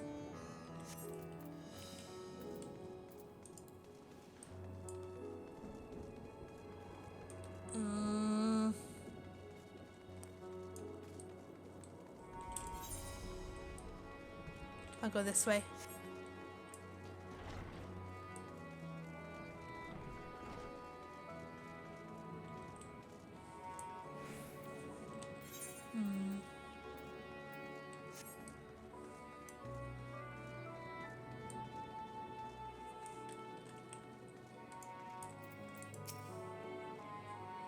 Access to the Aethersite you see there has been restricted to a select few ever since the tower first appeared. We sincerely apologize for the inconvenience, but it was deemed too dangerous to permit the free movement of visitors at a time of emergency, a risk we could not take. In light of recent developments, however, the Satrap has decided that such restrictions would only hinder our efforts to combat the final days. As such, I would encourage you to attune with the Aethersite below before proceeding along the corridor. Right. Let's take it!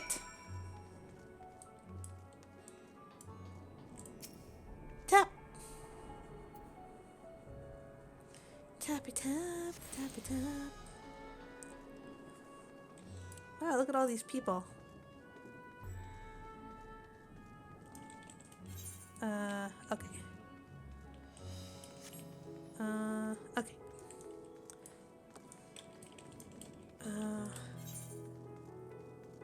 It's on this floor.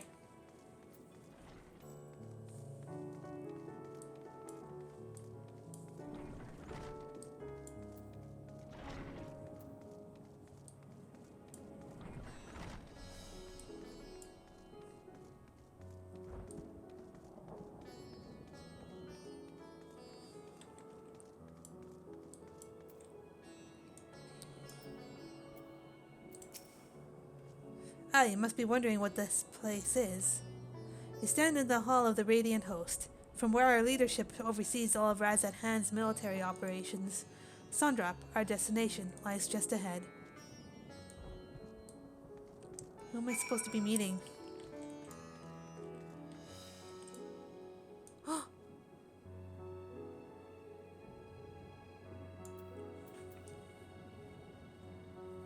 Whoa.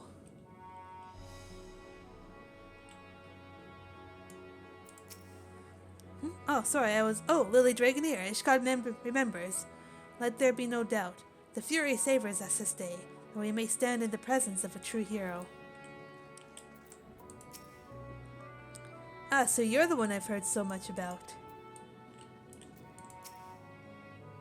To think I would meet Doma's savior here, in this distant land. The Liberty of El Amigo is always a welcome sight. If I can be of service in any way, just ask. Well, look who we have here. Words of your deeds and Rad's at hand has reached the Sultanate, so you know. Wait, I know you. Ah, but forgive me, idle chatter can wait. What's going on?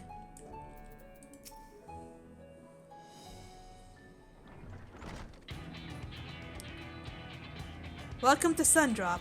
Without further ado, allow me to introduce you to...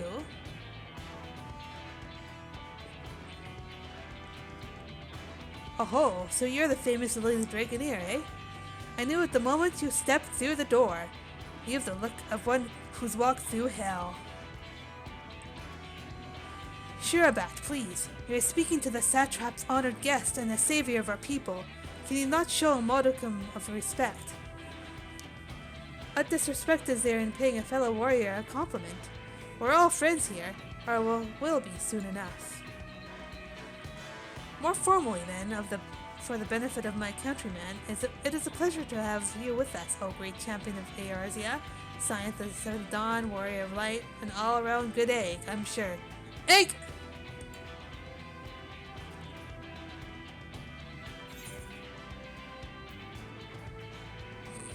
This talk of eggs reminds me I'm late for dinner. Probably not a good idea showing patience. I'll ask who she is.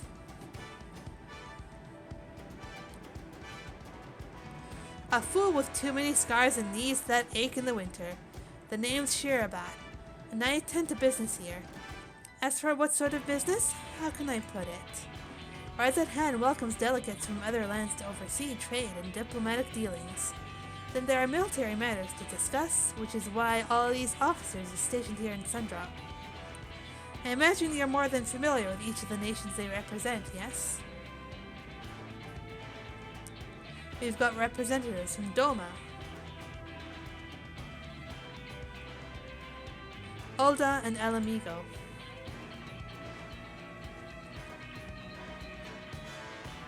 Limsa Laminsa.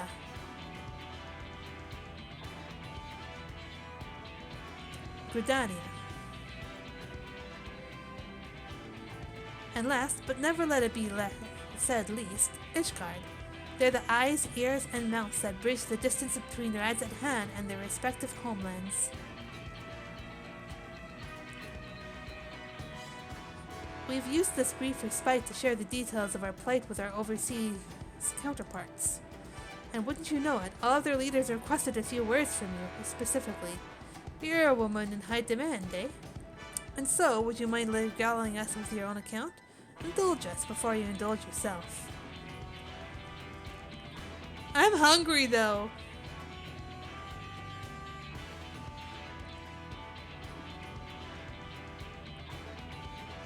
I thank you for the report. The conditions under which men are turned to beasts, the etheric anomalies you have observed, you have given us much to consider.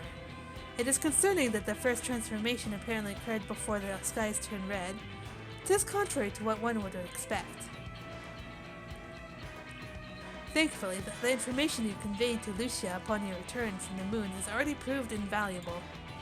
And as soon as reports of the calamity here in Thavnir reached the Grand Company of Eorzea and our far eastern allies, our leaders knew at once that the final days were indeed upon us.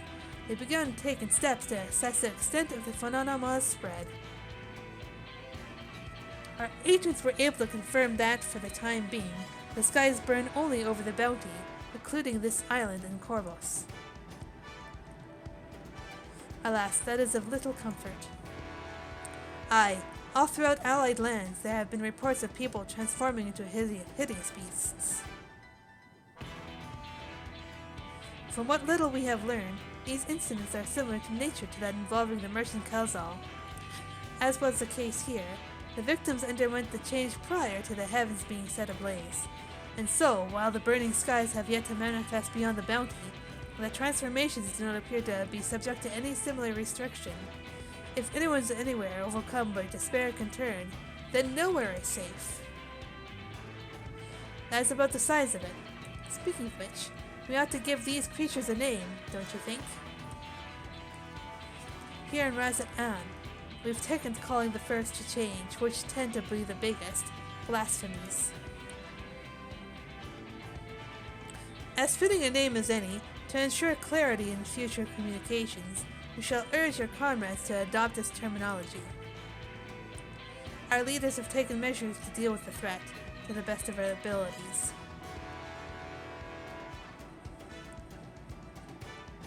Aye, each nation has assembled their own groups of elite soldiers to put down their so-called blasphemies, and their spawn as and when they appear.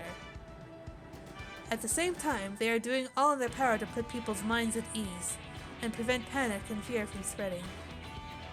That said, brave souls with the strength and fortitude to fell these terrible fiends are not easily found. Just so, and it is for that very reason that we turn to you. Pray lend us your strength, and help us slay the blasphemies that plague our homelands. Now, you don't have to give your reply before dinner. I should also mention that each blasphemy seems to possess wildly different characteristics. What works well against one may serve you poorly against another. So before you go rushing off to save everyone's day, have a word with the delegates. They'll tell you what to expect.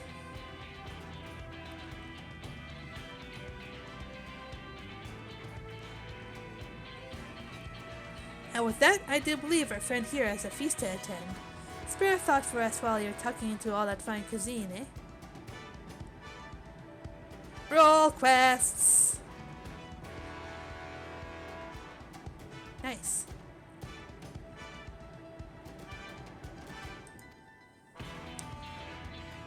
Cool.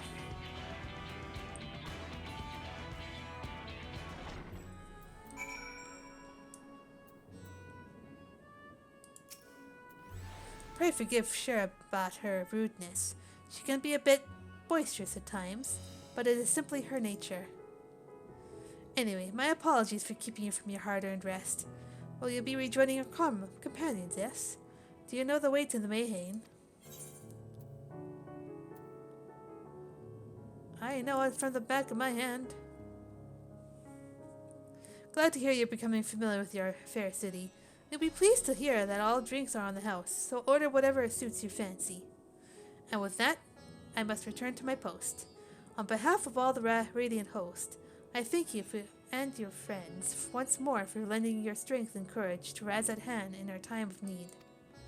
We shall endeavor to fight the good fight to the end, that we might honor Awan's legacy and serve Master Vitra well. You have my word that your efforts will not be in vain. Indeed.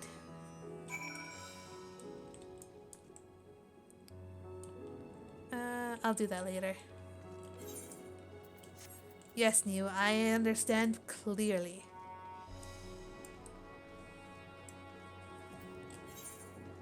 It's a neat way to introduce them, though.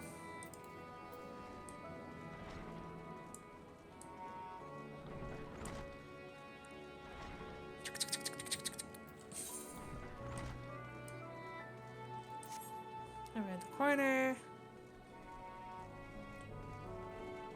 Market.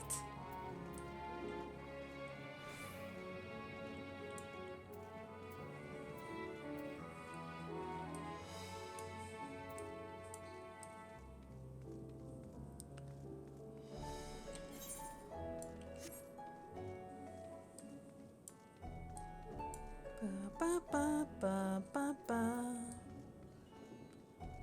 Hemelia. Mediocre adventures. Okay.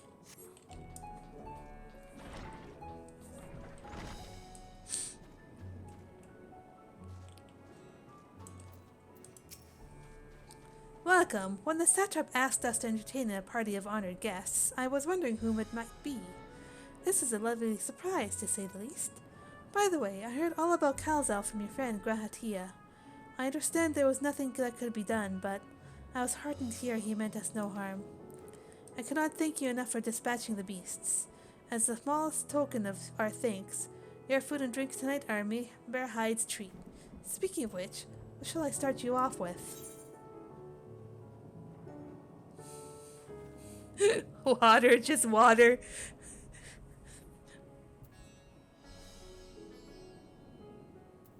Let's go with Kai. As you wish. Probably join your friends, and that will bring you your drink.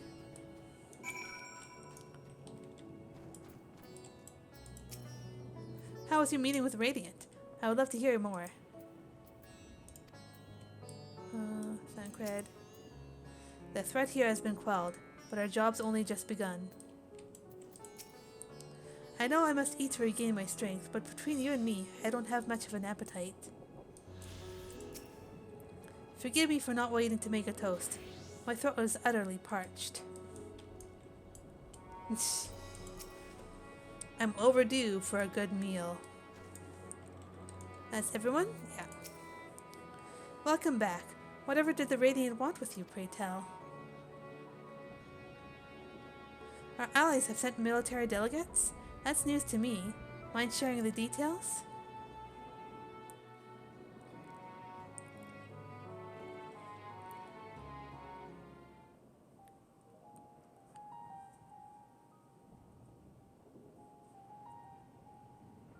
So blasphemies now plague all the realm. It will only get worse if what Father said is true, as it did in Amarot. If that's our model, then shouldn't we expect the effects to grow more severe as it feeds off its own spread? As if people transforming into those monstrosities wasn't bad enough. If the flora and fauna, if the land itself turned against us. No one would survive.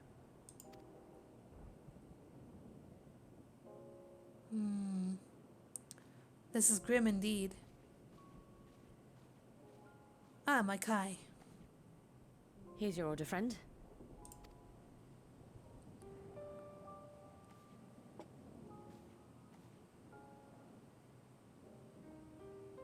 May you find comfort in these dark times.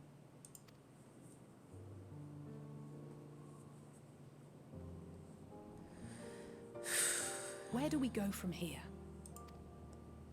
If there's one thing we've learned, fighting blindly and simply reacting to what comes will accomplish nothing. You have no We must true find a direction. solution that addresses the fundamental cause. Before our strength is exhausted, before this crisis spirals out of control. Is there something, anything we've overlooked? If there is an answer, Hydaelyn herself will have it. 'Twas she who bound Zodiac and forestalled the final days. Alas, we have heard naught from her since the Tower of Babel. Whether she cannot or will not speak, I can only speculate. Even the flower she gave us is no more.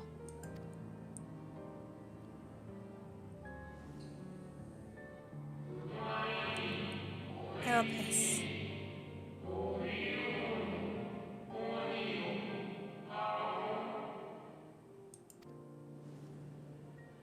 Maybe the Form will know of it.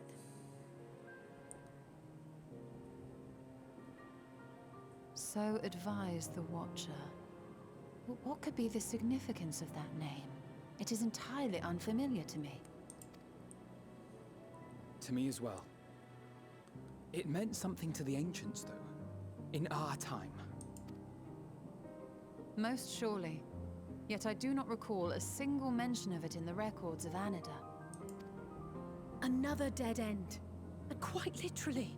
It's not as if there are any ancients living we could go and ask. Not alive as such, but not quite dead.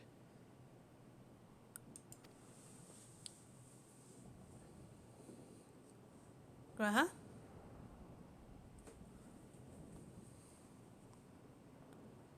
Elidibus.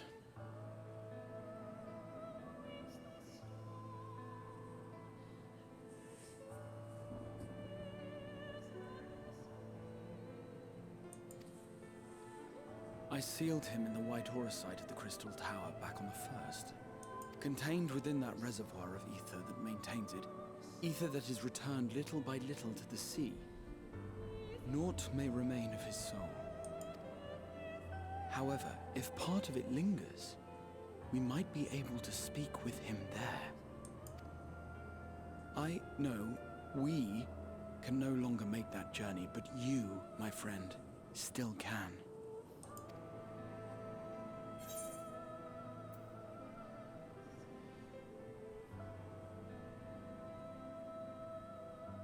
It would be an opportunity to look in with the others as well. See what their situation's like. Thank you, my friend. That would mean much to me. If nothing else, should we learn the First is safe, we'll have that much more reason to keep fighting the good fight.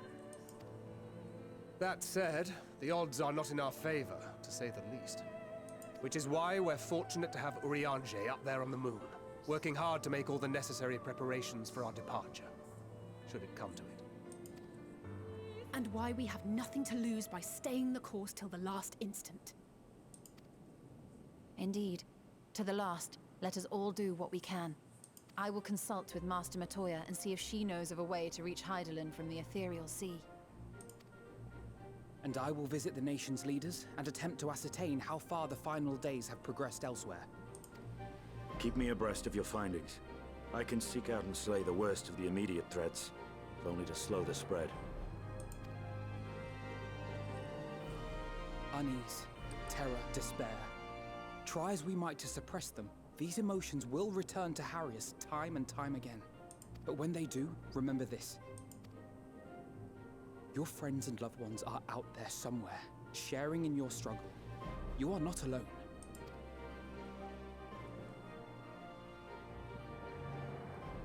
So ends the brief respite before the next revelation. Yes, so much left for you to see. Where beginning ends, and end begins.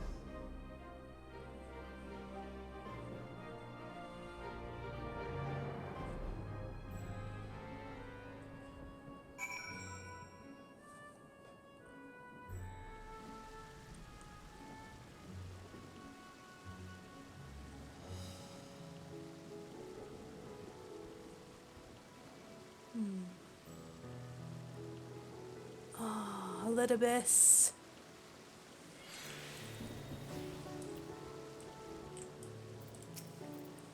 Nothing like a feast to lift the spirits. I trust you enjoyed yourself as well?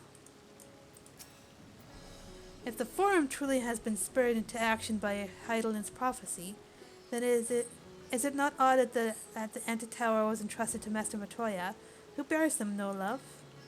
No doubt she has reason for this, and I would know what it is. Beasts and blasphemies may be running amok in nearby lands outside the influence of Radz-at Han and the Alliance. If so, I may need to go hunting. The final days.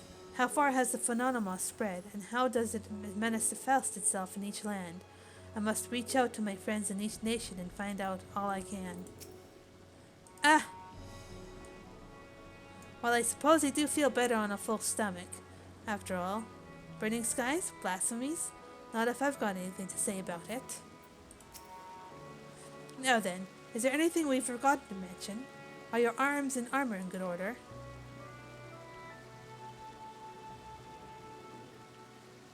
In that case, it's time we each attended to our tasks. And when you arrive on the first, give my regards to Reen. Tell her I miss her.